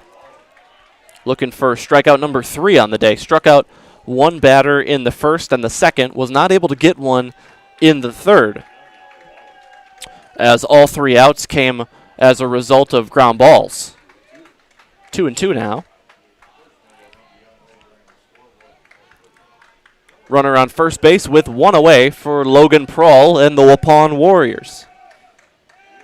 The number 2 seed in this half of the sectional. The number 1 seed was Kiel, a team that the people here in Chilton are very familiar with from the Eastern Wisconsin Conference. The Raiders were undefeated. They were 19-0. But in their first playoff game, number 9 seed, the Co-op of North Fond du Lac and Oakfield, came on the road and defeated the Raiders 3-1. And that certainly helped, as taking his base is Waller on the walk. Kiel losing their first playoff game helps everybody. It helped Waupaca stay at home for all of regionals. The number 4 seed not having to travel to the number 1 seed Kiel in a potential regional final. They got to stay home and instead play North Fond du Lac Oakfield, and it would help either of these teams should they advance. Well, it certainly helps Waupun that they didn't even have to face Kiel here in the sectionals. Waupaca didn't have to face them in the regionals. And it certainly helps Little Chute that they don't have to face a undefeated team in a potential sectional final. New pitcher is going to be on here for Waupun, as Prawl will head to the dugout. We'll see if he comes back out. And the new pitcher will be the freshman phenom, Sutton Nelson. We'll get reacquainted with the freshman after this quick break on Zaleski Sports.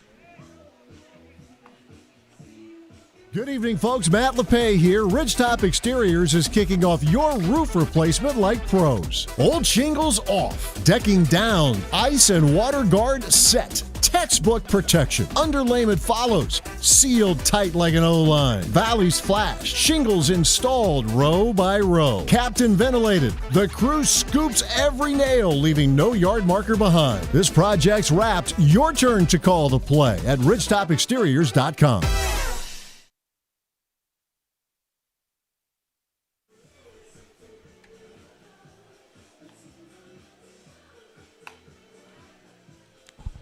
New pitcher on for the Waupun Warriors is the freshman Sutton Nelson. Logan Prawl finishes his day, or shouldn't say finish his day. He could pitch in their potential sectional final if they want to use him in both halves of a doubleheader.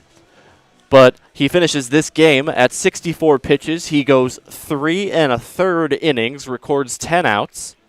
He is responsible for the runners on first and second base, although he would argue that the runner on second base is the responsibility of the first baseman, as he reached on an error.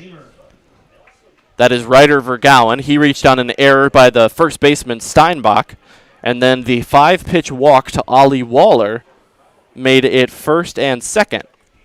So now John Zemer will step in against the freshman Sutton Nelson, just 15 years of age, but has a .58 ERA. And he gets a pop-up here from Zemer. Gopalin into foul ground, makes the catch, and that's a big second out for the Warriors.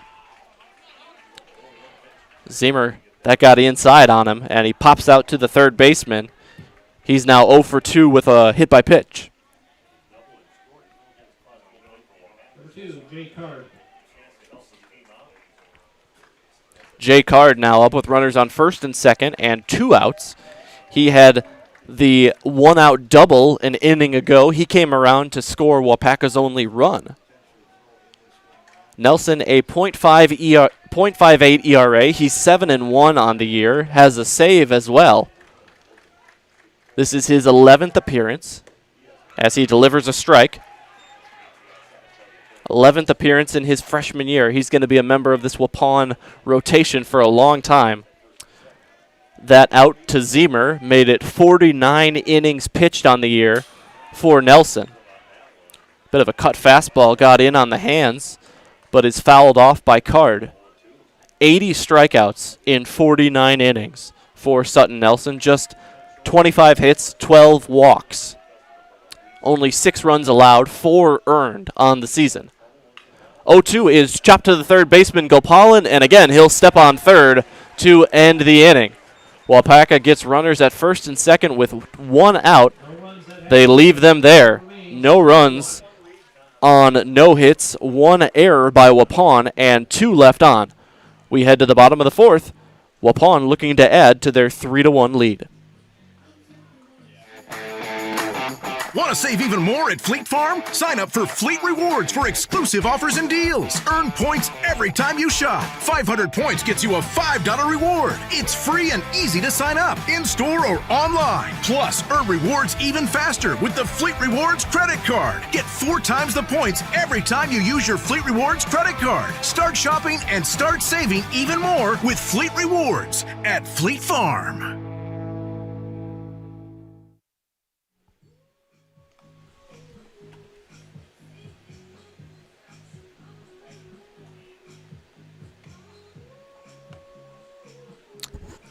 We are halfway home here in our scheduled 7 innings, as we saw in the first game today. Could be in for quite much more than that.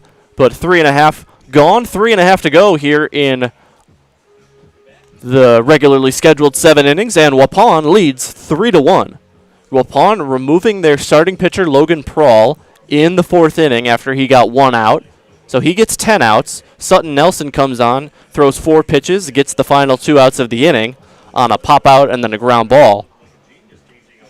Prawl is going to be available for Waupun in a potential sectional final if they can win this game, as you are allowed to throw 100 pitches in a day per WIAA rules, but but it does not matter if you throw in both games of a doubleheader so long as the total is 100 or less. So Prohl has 36 pitches remaining on the day should Waupun advance.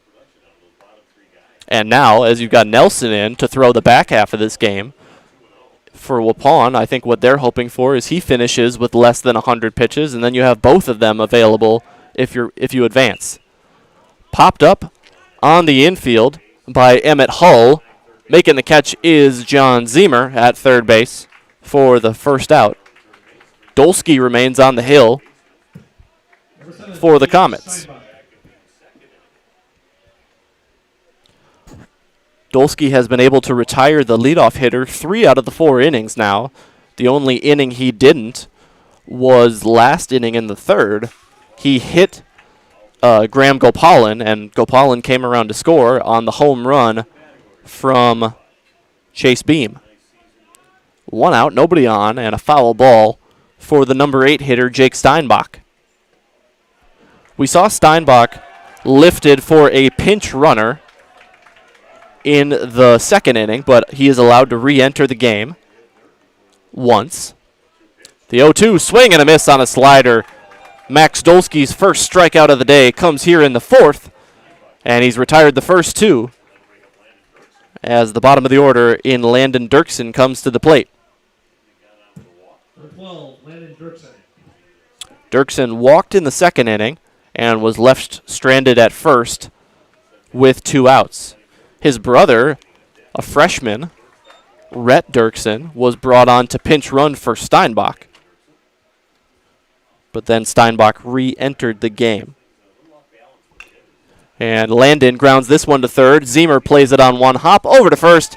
A nice, easy inning for Max Dolsky. 1-2-3 go the Warriors. We're on to the fifth. Our score remains Waupun 3, Waupaca 1. As a local fourth-generation jeweler, Fletcher's Jewelers in Waupaca has the perfect variety of diamond engagement rings, wedding bands, bracelets, and so much more. From the moment you step into the store, the service creates an experience you can't find anywhere else. In addition to beautiful new pieces, Fletcher's Jewelers also provides cleaning, repair, and restoration services to keep your existing jewelry as shiny as ever. You can't beat the beautiful selection you'll find at Fletcher's Jewelers in downtown Waupaca. My favorite part of being in the jewelry business is really the people. Building relationships with the people and becoming part of their family, being part of their traditions.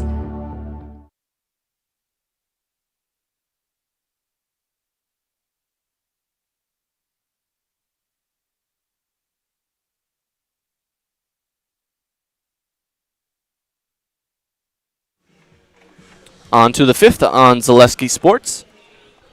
Today's game brought to you by Ridgetop Exteriors. Just like these players bring their best to the diamond, Ridgetop Exteriors brings top-tier performance to your home. From roofing projects to siding, windows, and doors, Ridgetop Exteriors has the winning strategy to protect your home. Visit ridgetopexteriors.com and score big with trusted, local, affordable service.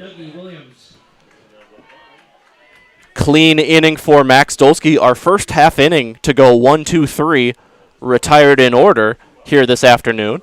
Comes in the bottom of the fourth, and now Dougie Williams will lead off the top of the fifth. He's 1 for 1 with a walk and an RBI. He was able to reach third base on an RBI single on that collision between Chase Beam and Jay Card at the plate. Williams took advantage of the Waupun defense, being concerned for their teammate and also being a little bit confused as to whether there was an out at the plate. But Williams was eventually cut down on a ground out to third base. They threw home and got him at the plate. Now 1-2 to Dougie, as Sutton Nelson remains in the game, and a chopping ground ball over to Dirksen. Dirksen on a charge, forehands, underhand flip, and able to get the out at first, as Williams is retired for the first time.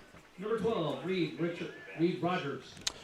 Reed Rogers coming to the plate here, hitting for the second baseman, Eric Harms. I should say designated hitting. He lined out to right field his first time out, and then he reached on that ground ball that retired Dougie Williams at home plate.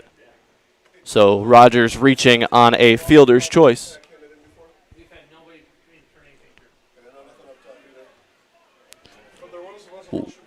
1-0. Now a ball in the dirt and a fastball blown by Reed Rogers. And it's kind of amazing to see the kind of velocity that the 15-year-old Sutton Nelson throws.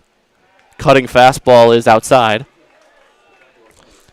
Nelson, 80 strikeouts compared to just 37 as another swing and a miss. If you add up the walks and hits against him, 25 hits, 12 walks, 4 hit by pitches. So that's only 41 batters that have reached base compared to 80 strikeouts. The 1-2 or 2-2 at the top of the zone and a little bit high. Now it's 2-2, pardon me. Rogers swing and a miss. First strikeout of the day for Sutton Nelson as he reaches back and fires some heat past Rogers. 2 outs now with the bases empty, and Sutton Nelson saw what Max Dolsky did in the bottom of the fourth, 1-2-3, and he says, I'll try to do just the same in the top of the fifth.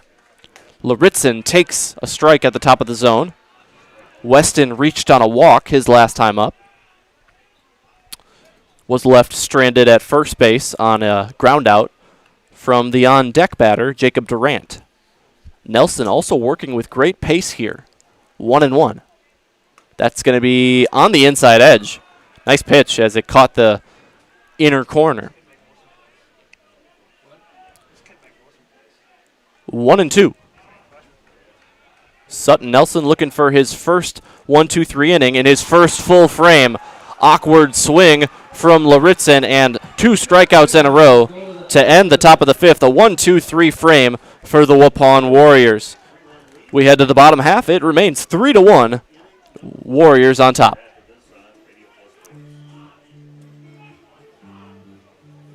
The quality materials that was used when the house was built were below builder grade. I wanted to do something a little exciting, add a little bit of color, a little bit of texture. The Infinity team took time to get to know us. He wanted to know what we wanted.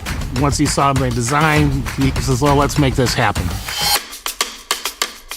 It's a big project. Just changed the whole look of the house, and it looks like a brand new home. The Infinity team treated us like we were their family. I would recommend Infinity to anybody.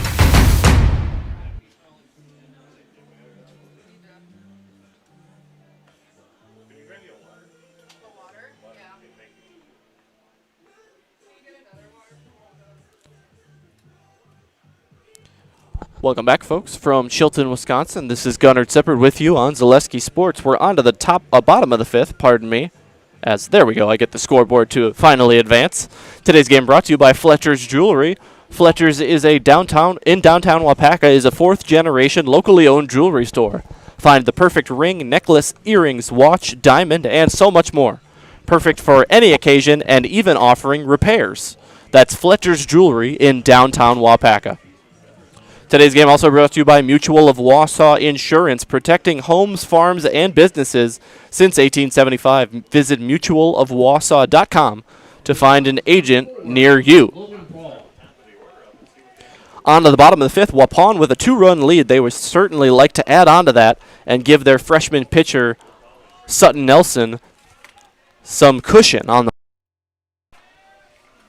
Max Dolsky was able to throw an 8-pitch, 1-2-3 4th inning. As he's now at 59 pitches. To the top of the order we go for Logan Prawl, the starting pitcher. I believe Prawl has now moved to shortstop. I will get a verification on that in the next half inning as he just switched places with Sutton Nelson. 1-1 to the leadoff man. He's 0 for 2. Lined out to right in the first, flew out to center in the second. He gets ahead here. It's 2-1. Waupun came into this season with high expectations.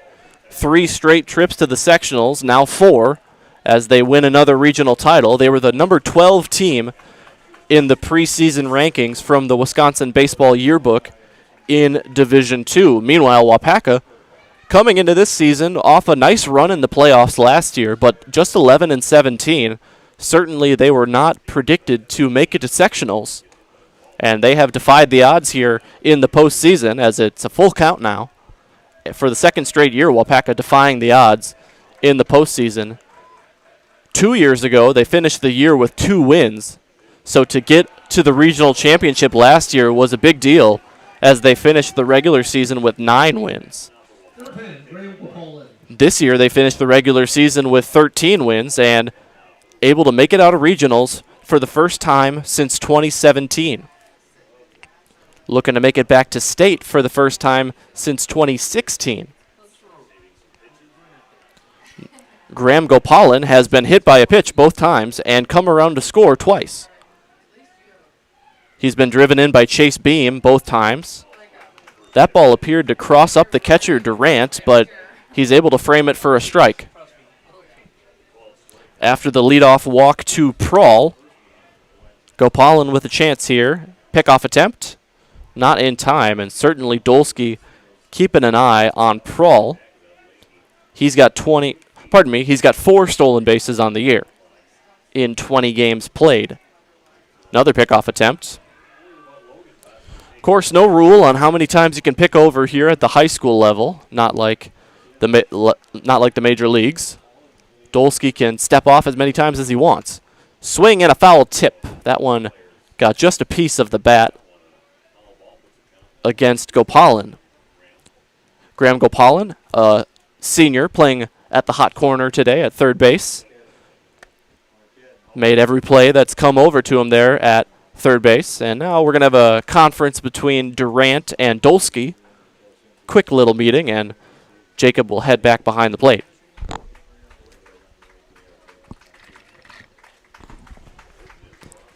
I believe Durant might have been getting a breather for himself or the home plate umpire, as that foul ball caught a piece of somebody. It's 0-2. Big pitch here for Dolsky. Could really use a strikeout. Prawl with a big primary lead. He stays. This one is smacked into left field. It's over Laritzen's head, off the bottom of the wall. Into third base is Prawl. He will stay there. It's a double for Graham Gopalan. He's reached all 3 times, and the Warriors threatening here in the 5th. That'll make it 2nd and 3rd with nobody out for Trey Schmidt. And looming on deck is Chase Beam.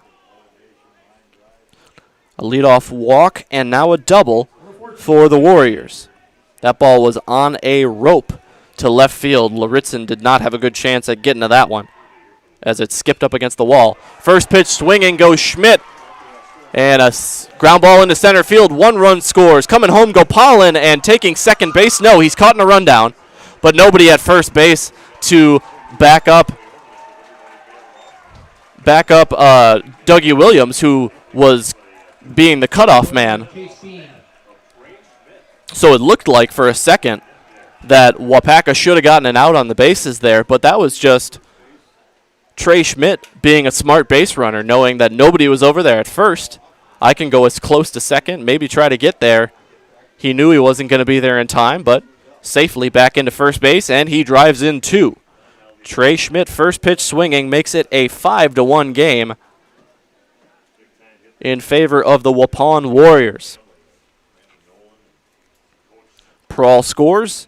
Gopalan scores his 3rd run of the game.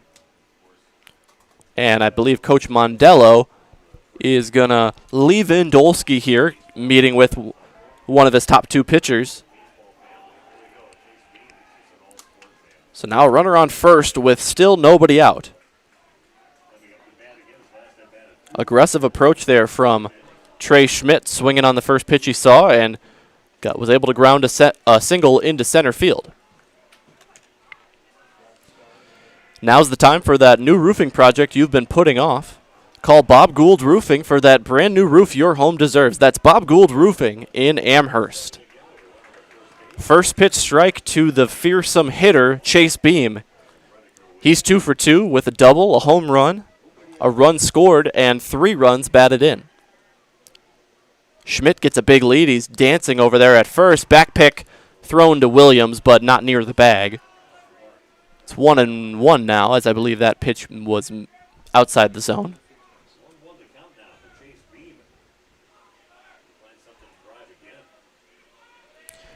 Chase Beam with a runner on first and nobody out. It's a ground ball through the left side of the infield, and now Beam is a triple shy of the cycle in my scorebook. Again, his double in the first inning could be ruled by an error. I'm not sure if the official scorer of today's game ruled that an error or a hit. That moves Trey Schmidt to second base, and it's the third hit of the inning, 3 in a row now for the Waupun Warriors. Courtesy runner at first base. I believe it's going to be the first time, same runner as the first time Beam was on base, Eli Ewert, number 42. Of course, Ewert didn't get a chance to courtesy run the second time Beam was on base because Beam got to touch them all on his 2-run homer. Runners on first and second, still nobody out, and a ball there to the number 5 hitter in the order, Brennan Redeker. Waupun on top 5-1, looking to score, threatening to score more here. Strike catches the outside edge from Max Dolsky. So Coach Mondello comes out for that mound meeting. He leaves the starting pitcher in there. It's turned into a beautiful day here in Chilton. It was overcast for much of the first game. Another nice pitch from Dolsky to get ahead. Redeker has flown out to right and popped out to the second baseman in shallow right field. Oh, a 1-2 count here. Dolsky either needs a strikeout or a ground ball that his infield could maybe turn to. Steps off to reset.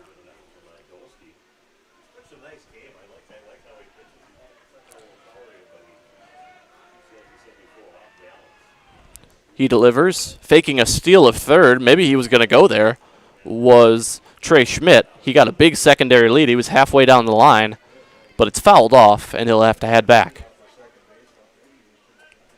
So far, 3 hits in the inning, doubling their total on the day for Waupun. Breaking ball is a soft grounder. It'll be ruled a foul ball.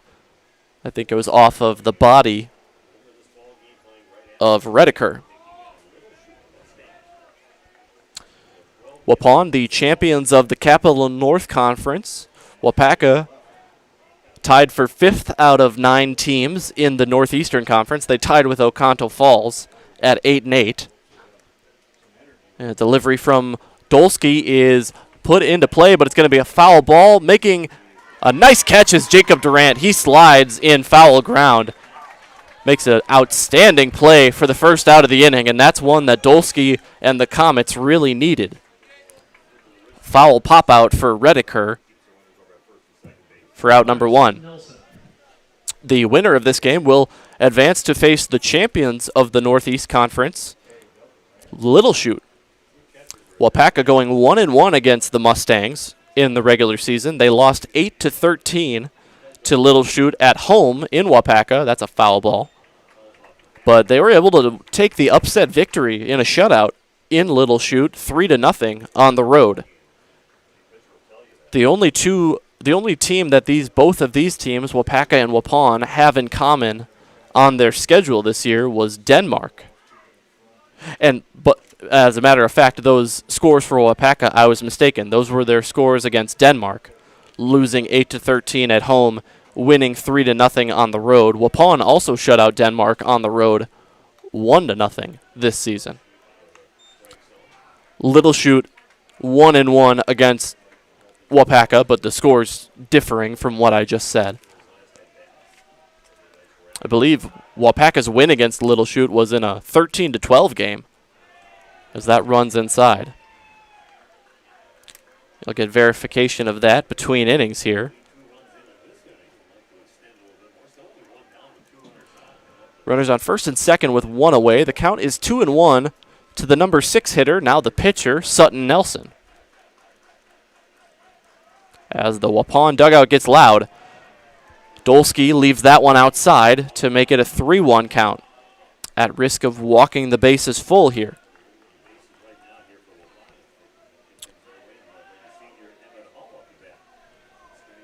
the way that games were scheduled for the majority of the Northeastern Conference this year, as the 3-1 runner was going for third. It's a swing and a drive into left field. Lauritzen gives it a look, but it's foul.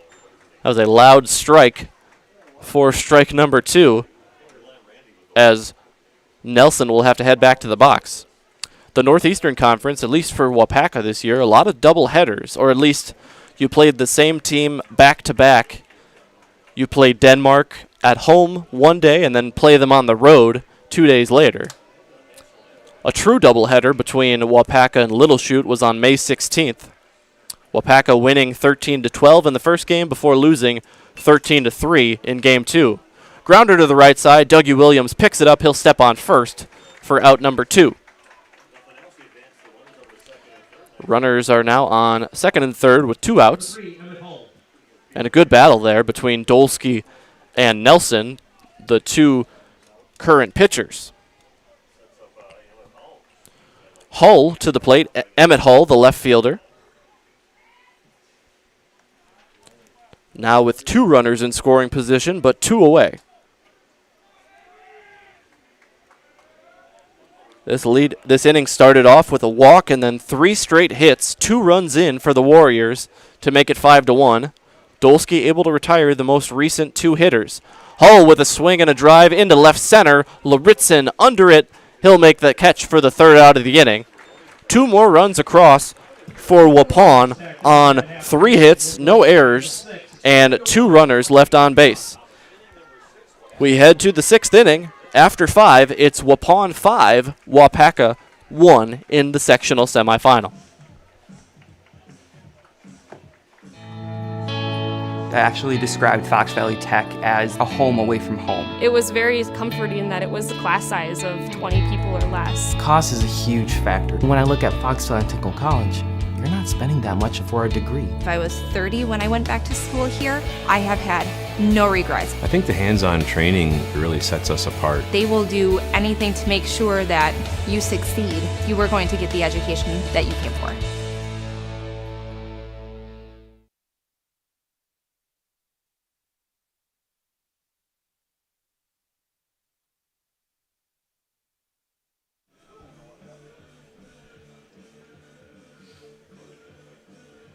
On to the 6th inning here from Chilton Middle School.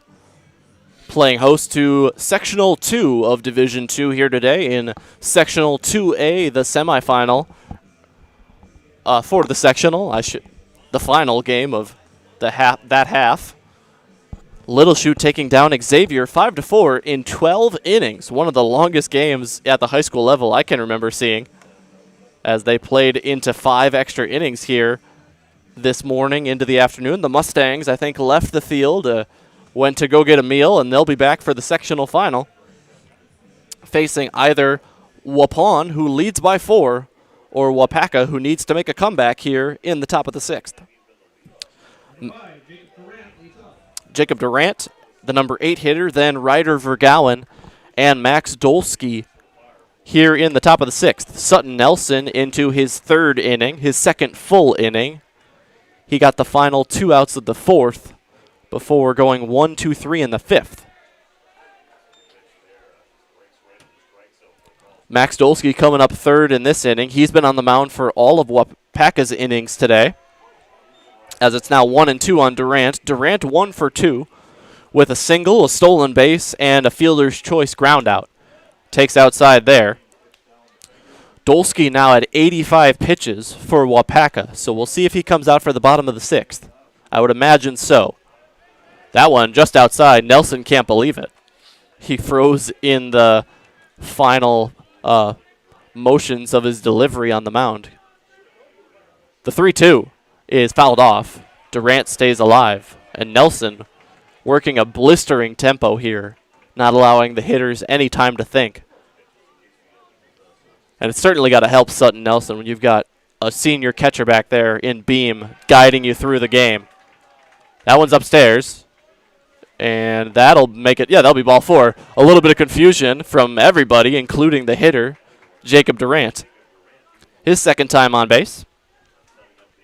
Got a single and a walk now. First base runner to reach against Nelson. He had retired the first 5 hitters he faced. Ryder Vergowen with a runner on first and nobody out.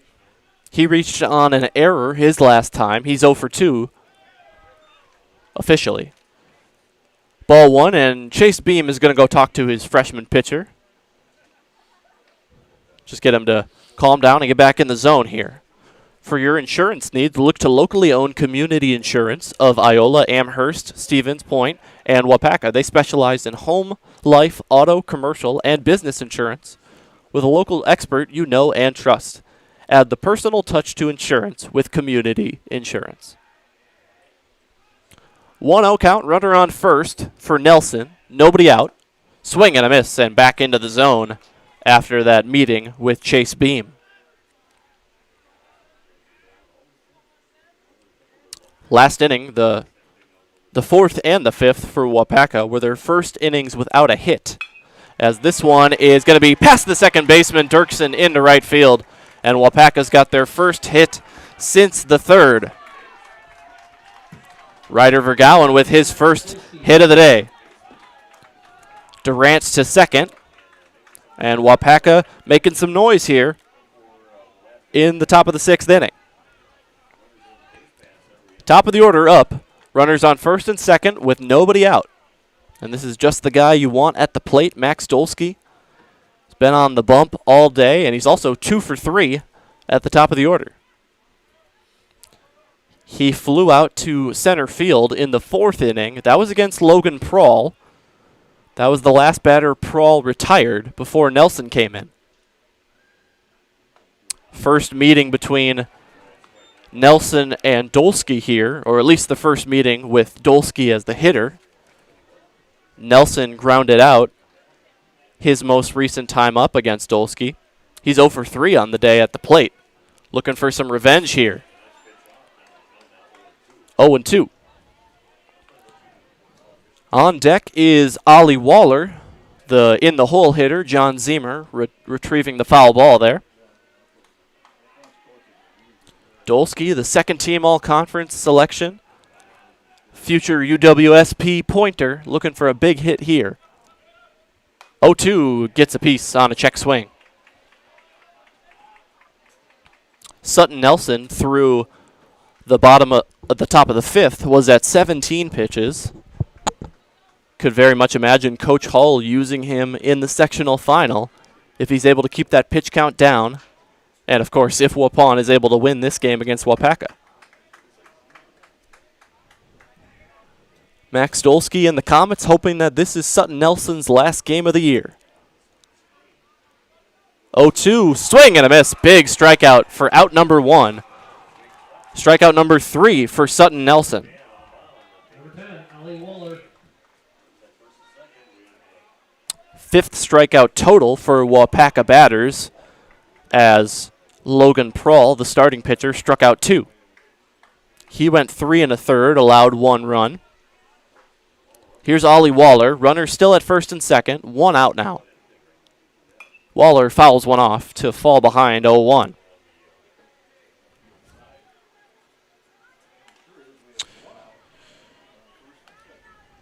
Prawl went 3 1/3, allowed 5 hits, 1 run, 1 earned run. And he was able to strand 7 runners on base in the 3 innings he completed, as he was allowing runners to reach base, but wasn't letting them cross home. He hit 1 batter and issued 2 walks. It was actually a walk that ended his outing. Foul ball. Waller falls behind 1-2 now on a breaking ball. Waller was that final hitter that Prawl faced. He's the last man to face Nelson in the starting 9 for Waupaca. 1-2. Fouled off again. Waller hanging tough, but certainly Nelson appears to have him where he wants him. As we are now well past, well over schedule. The sectional final was supposed to start at 4 p.m. here. It's now 4:10. This game Probably not finishing until about 5. It'll be a late start between Little Chute and whoever advances out of this one. Another foul ball from Waller. Will this one stay in? It's into the bullpen down the third base side. Remains 1-2. Cast your own future at Waupaca Foundry, now hiring for a number of open positions with a great environment and the chance to work your way up the ladder and truly build your career. Cast your own future at jobs.waupacafoundry.com.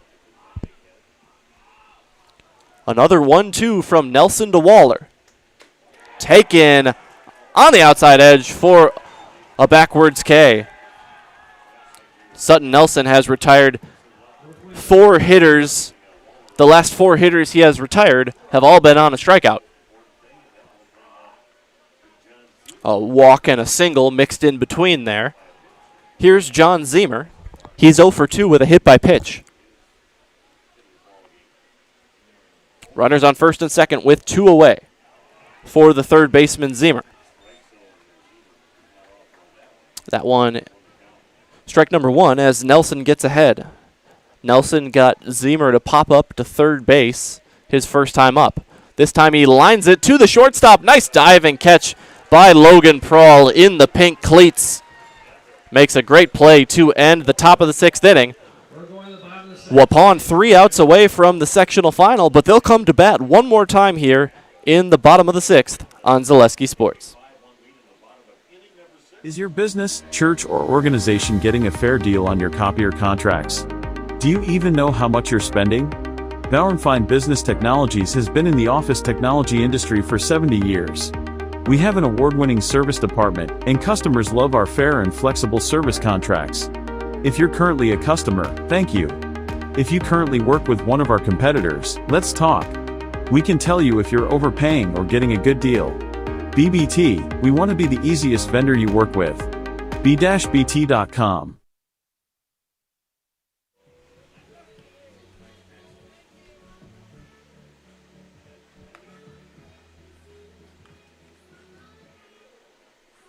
On to the bottom of the 6th, and a new pitcher on the hill for Waupaca. As Max Dolsky's day finishes at 5 innings pitched, he allowed 5 runs through 85 pitches. So if Waupaca were able to advance to the sectional final, he would be available to throw 15 pitches. Number 19 on the hill is Max Olson, a senior for this Waupaca squad. Looking around in the field, I would imagine Dolsky stays in somewhere on the diamond. I think he's at second base with the high pants. Yes, number 9, Max Dolsky, is at second base. So I believe he'll come in, or Olson will come into the order in the spot where Eric Harms, the starting second baseman, was in the batting order.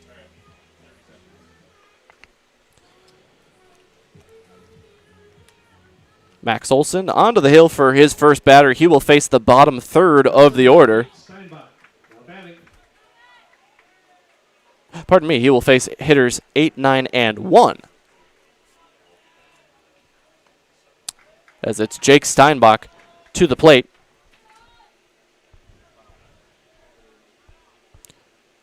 And that pitch is going to run inside to make it 1-1, I believe.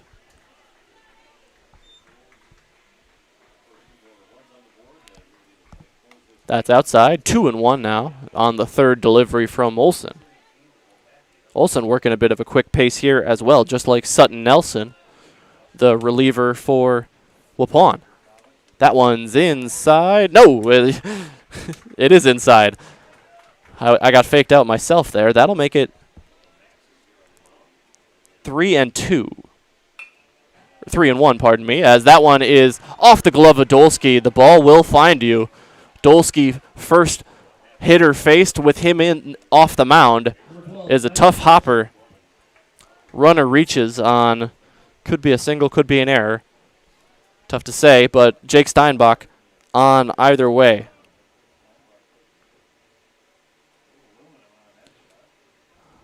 I'll rule it an error in my book, but that's an awfully tough call to make. So Steinbach on first, And now at the bottom of the order, it's Landon Dirksen. He is 0 for 1 with a walk. Takes a strike from Olson.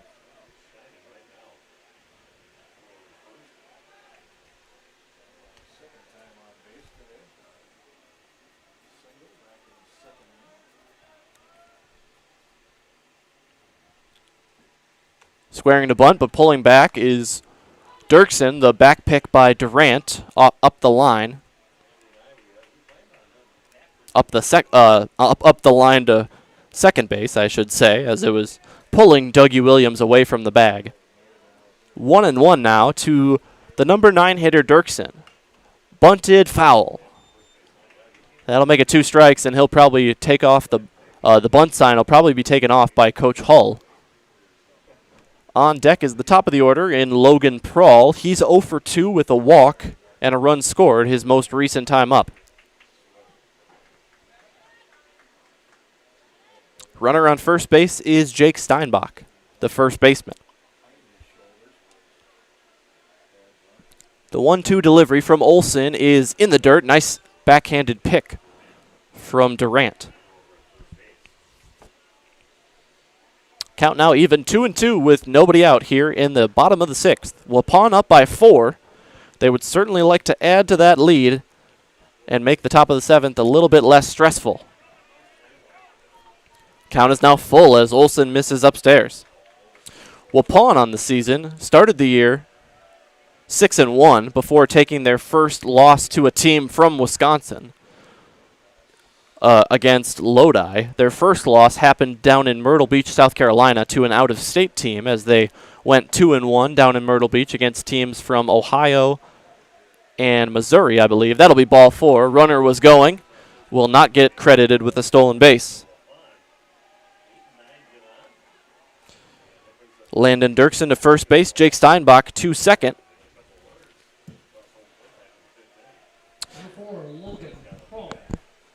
So Waupun was 6-2, including a 1-1 in conference play, before winning their next 5 games, including a win over Division I Sussex Hamilton and a good Division II team in Beloit Turner.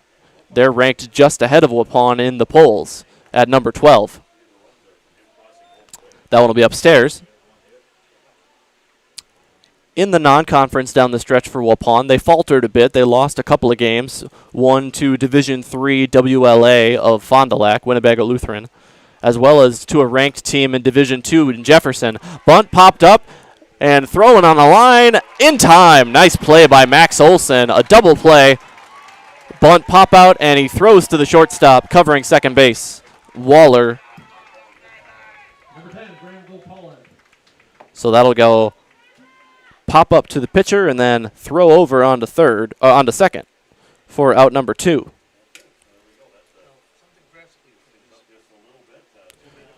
So now just a runner on first base with 2 away. Graham Gopalan to the plate. He is 1 for 1 with a double, 3 runs scored, a stolen base, and 2 hit by pitches. Taking a strike is Gopalan, and it's now 0-1. Waupun also lost to a good team in Jefferson. They're ranked number 8 in Division II. But they did just enough to maintain their lead in the Capital North Conference. Runner is going, and it gets away from Durant. That'll be a stolen base and no throw.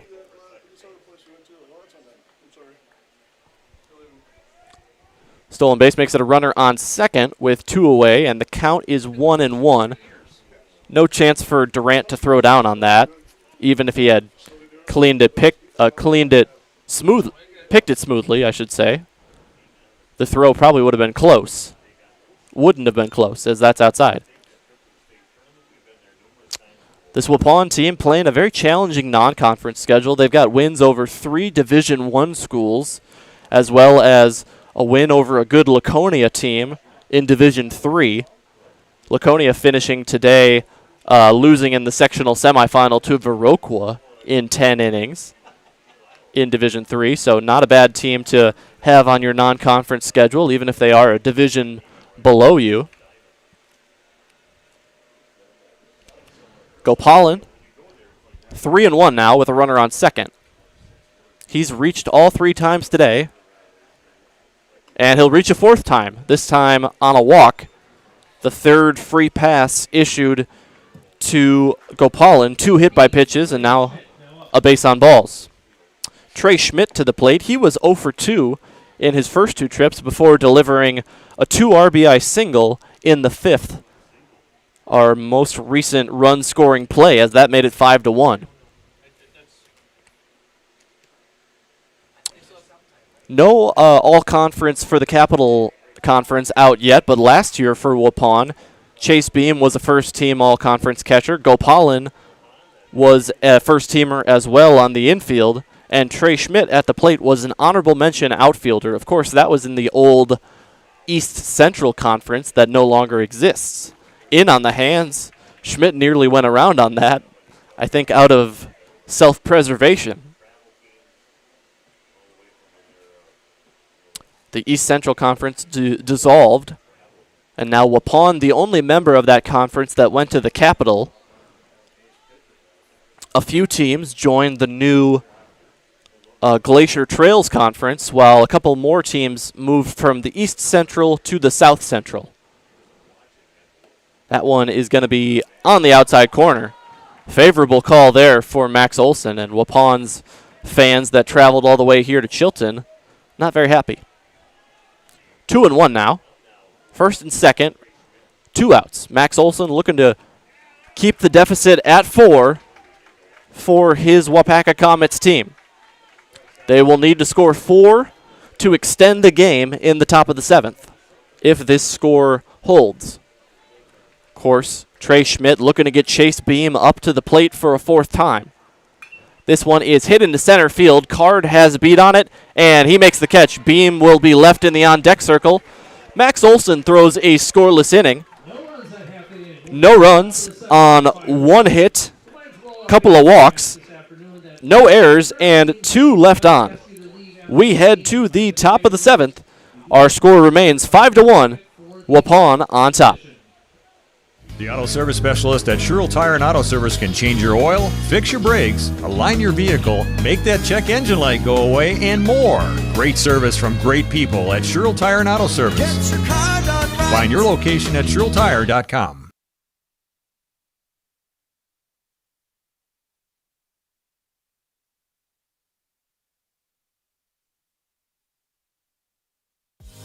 Culligan Water delivers. From your first call, to your first sip, to your first soak. Culligan, give us a tap. The only water that comes with a van.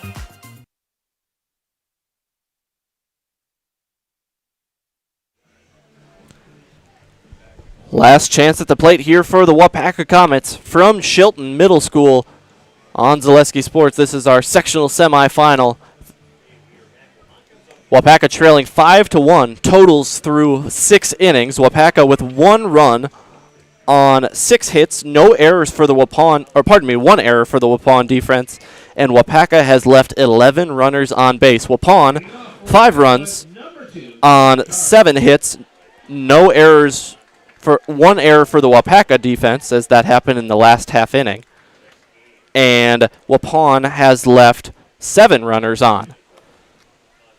Sutton Nelson remains on the hill for Coach Hull of Waupun. 39 pitches for the freshman. He will face hitters 4, 5, and 6. Jay Card, Dougie Williams, and Reed Rogers here in the 7th. Waupaca needs to score 4 runs to extend this game to the bottom of the 7th. Max Olson came on for the bottom of the 6th through a scoreless inning. Max Dolsky, through the first 5 innings for Waupaca, gave up 5 runs, but did a nice job to keep the Waupun offense in check for the most part. 2-0, fouled off by Jay Card. Card is 1 for 3 with a double, a run scored, a strikeout, and a fielder's choice ground out. It's now 2-1 on the starting center fielder. First team all-conference selection takes up and in. 3-1 now. The restoration experts in Waupaca are the place to turn when things go wrong in your home or commercial business. From weather damage, water issues, fire, sewage, or general cleanup, let the restoration experts get your home back the way it was intended. 5-pitch walk to lead off the inning for Jay Card, his second time on base. Now coming to bat, number 3, Carson Jameson. New hitter to the plate here is Carson Jameson, hitting in the spot of Dougie Williams. Williams was 1 for 2 with a walk. He drove in the only run of the day for the Comets. That was back in the 3rd inning. Number 3, Carson Jameson, on as a pinch hitter. Another lefty at the plate, just like Williams, and it's now 0-1.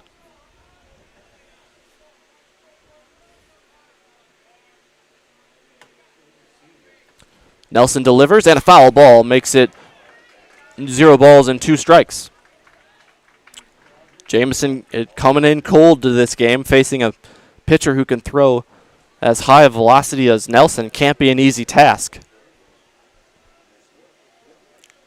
Card the runner at first. Nelson not concerned about him, just needs to get 3 more outs.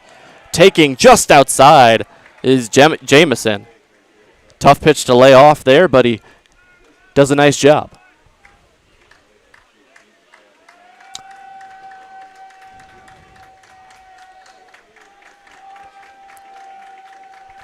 Nelson checks on Card. The 1-2 is upstairs.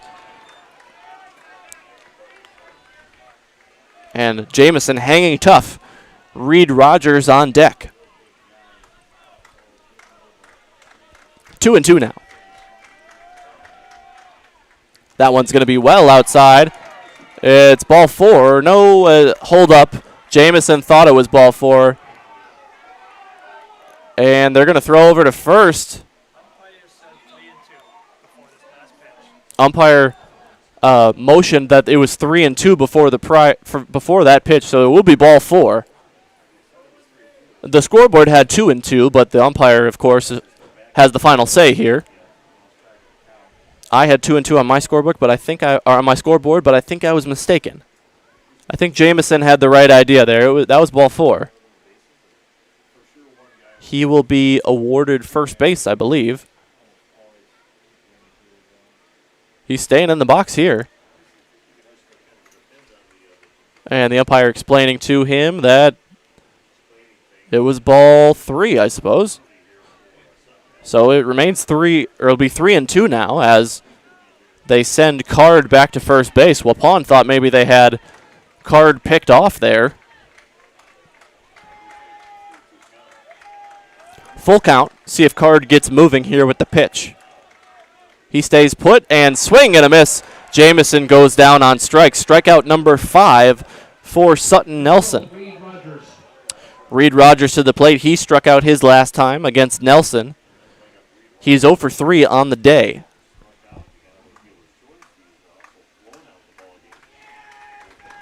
Rogers a righty hitter against the righty pitcher Nelson. 1 down with a runner on first. Takes a called strike. Rogers up with Loritzen on deck. Couple of underclassmen here. Rogers just a sophomore. Takes a strike. Not a fan of the call. Rogers a first-team all-conference selection in his sophomore season as a DH. The 0-2 in there for strike 3 on a breaker. Delayed strike 3 call. Caught me off guard. And the Waupun is 1 out away. Leadoff walk followed by a couple of strikeouts for Sutton Nelson. Loritzen to the plate. Culligan Water specializes in all of your water softener, drinking water, and water filtration systems. You can count on Culligan to keep your water pure and healthy with unparalleled service and convenient delivery options.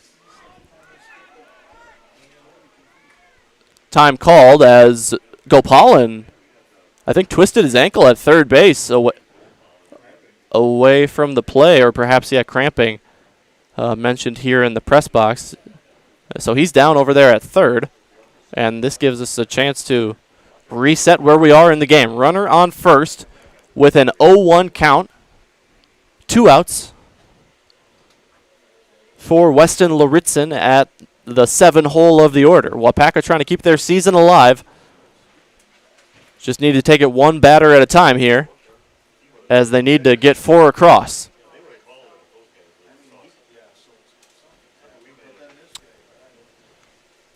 Stay tuned for the Waupaca Foundry postgame show, as we're going to have a quick turnaround here from this game to the sectional final. We will not have an interview with the winning head coach and a player of their choosing, but we will recap what happened in our second sectional semifinal today. As, yeah, it appears to be cramping for Graham Gopalan, so hopefully he's able to stay in this game, but there are 2 outs for Waupun. They could just bring in a new third baseman to get the final out, and he could rest in between games. Waupaca hoping to extend this one into extra innings, or at least to the bottom of the 7th. Gopalan back to his feet, and something I've never seen before. He just went down away from any of the action, and the field umpire called for time. Looks like he's going to come out of this game and take a breather. His teammates looking to finish off and get the 21st out without him. They will need a new third baseman. Luritzen with an 0-1 count against him. New third baseman on is number 42, Eli Ewert. We had seen him as a courtesy runner. So he'll come into the spot in the order occupied by Gopalan, the number 2 hole. Of course, Waupun just hoping that they don't have to get to the point where that spot in the order comes up again.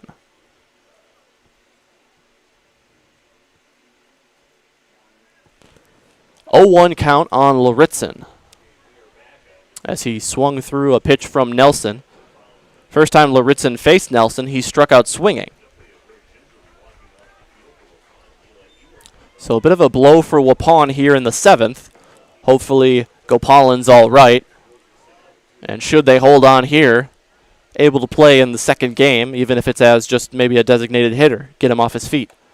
Luritzen takes up and in to even up the count. It's 1-1.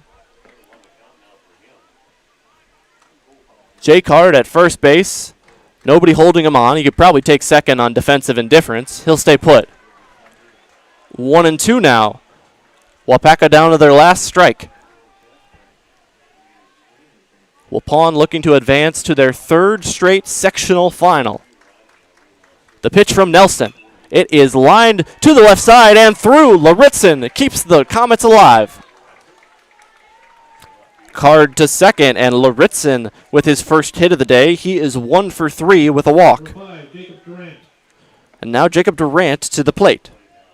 Down to their last strike. Luritzen does a nice job turning that pitch inside out.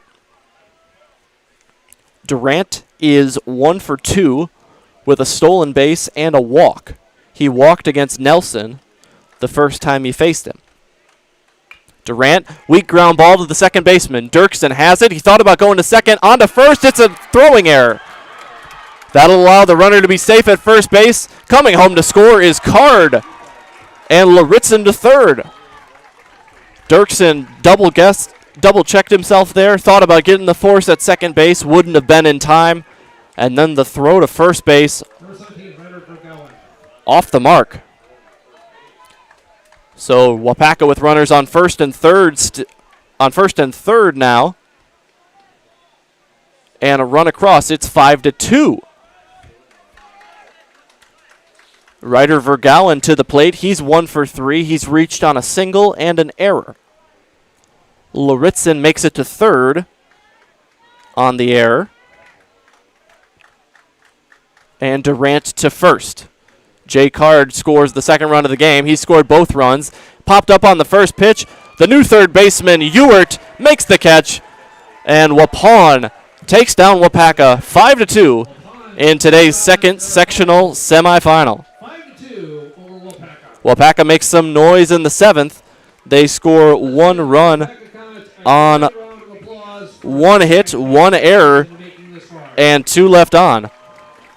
Totals for both teams, Waupaca scores 2 runs on 7 hits, 2 errors for the Waupun defense, and 13 runners left on base for Waupaca. And the finals in 6 innings of hitting for Waupun. 5 runs on 7 hits, 1 error for the Waupaca defense, and 7 Warrior runners left on base. A great pitching outing for both Logan Prawl and then Sutton Nelson coming on in relief to get the final 3 2/3 of this game finished up. We'll recap the game even further after our word from our post-game sponsor, Waupaca Foundry. We'll be back after this on Zaleski Sports.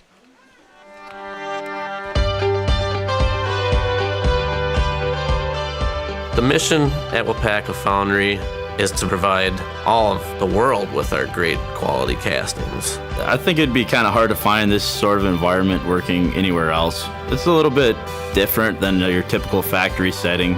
People think that we just pour a few castings, but like here at Plant 1, we're pouring, 3,000 different parts.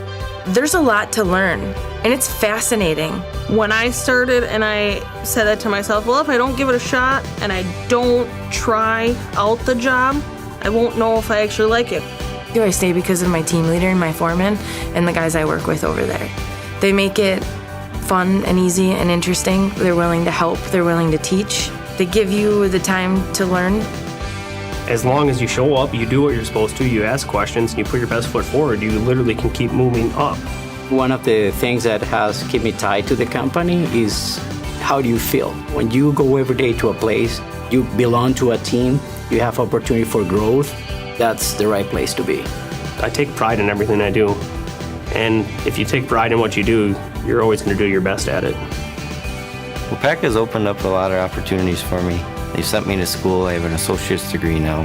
I take pride in that because I've always wanted to have a college degree, and now I have it, and Waupaca supplied that to me.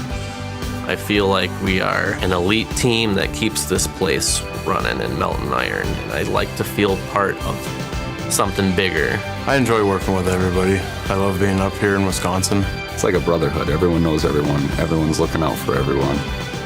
The people that make up Waupaca Foundry are just really genuine, hard-working people. I take pride in everything I do. And if you take pride in what you do, you're always going to do your best at it. We build a good sense of camaraderie with our teams, so it just allows for a more well-rounded and healthy work environment. It's not just a job, it's a career. What our differentiator is, Waupaca is a company, first it has a welcoming culture. So no matter what your background is, if you are coming, willing to do your job and contribute to the company growth and also growth yourself, you will find the right place. We make products that help people. I don't ever want to have to worry that you get in your vehicle and you go home and something breaks or fails because we didn't do something right on our process. It all matters. Waupaca Foundry, it's one of the largest iron foundries in the world, and it's right here in Waupaca, and I love that.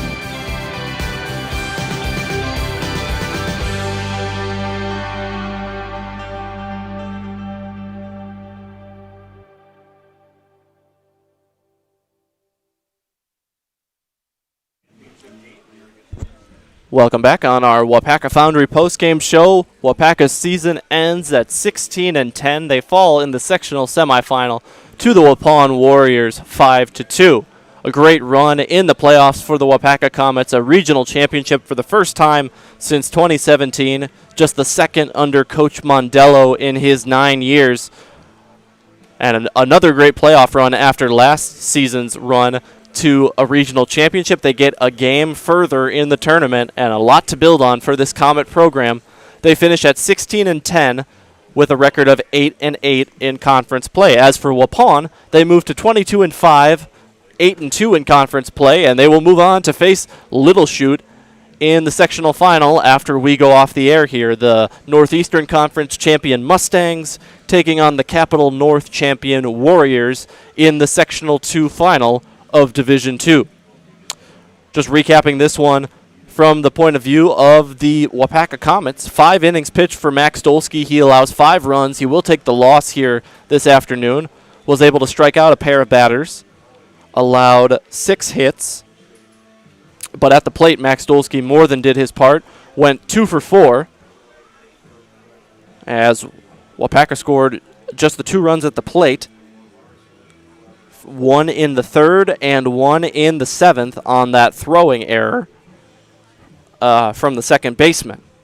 Jay Card scoring both runs. He was 1 for 3 with a double and a walk and 2 runs scored. Dougie Williams went 1 for 3 with a walk. Weston Laritzen went 1 for 3 with a walk as well. Jacob Durant ends the game. He reached on the error, so he ends at 1 for 3 with a walk, and he reached base 3 times.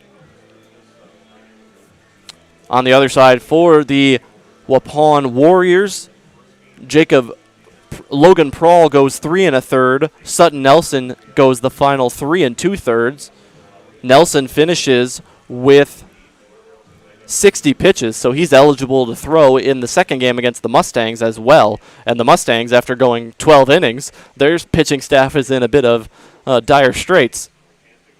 So both Prawl, who threw,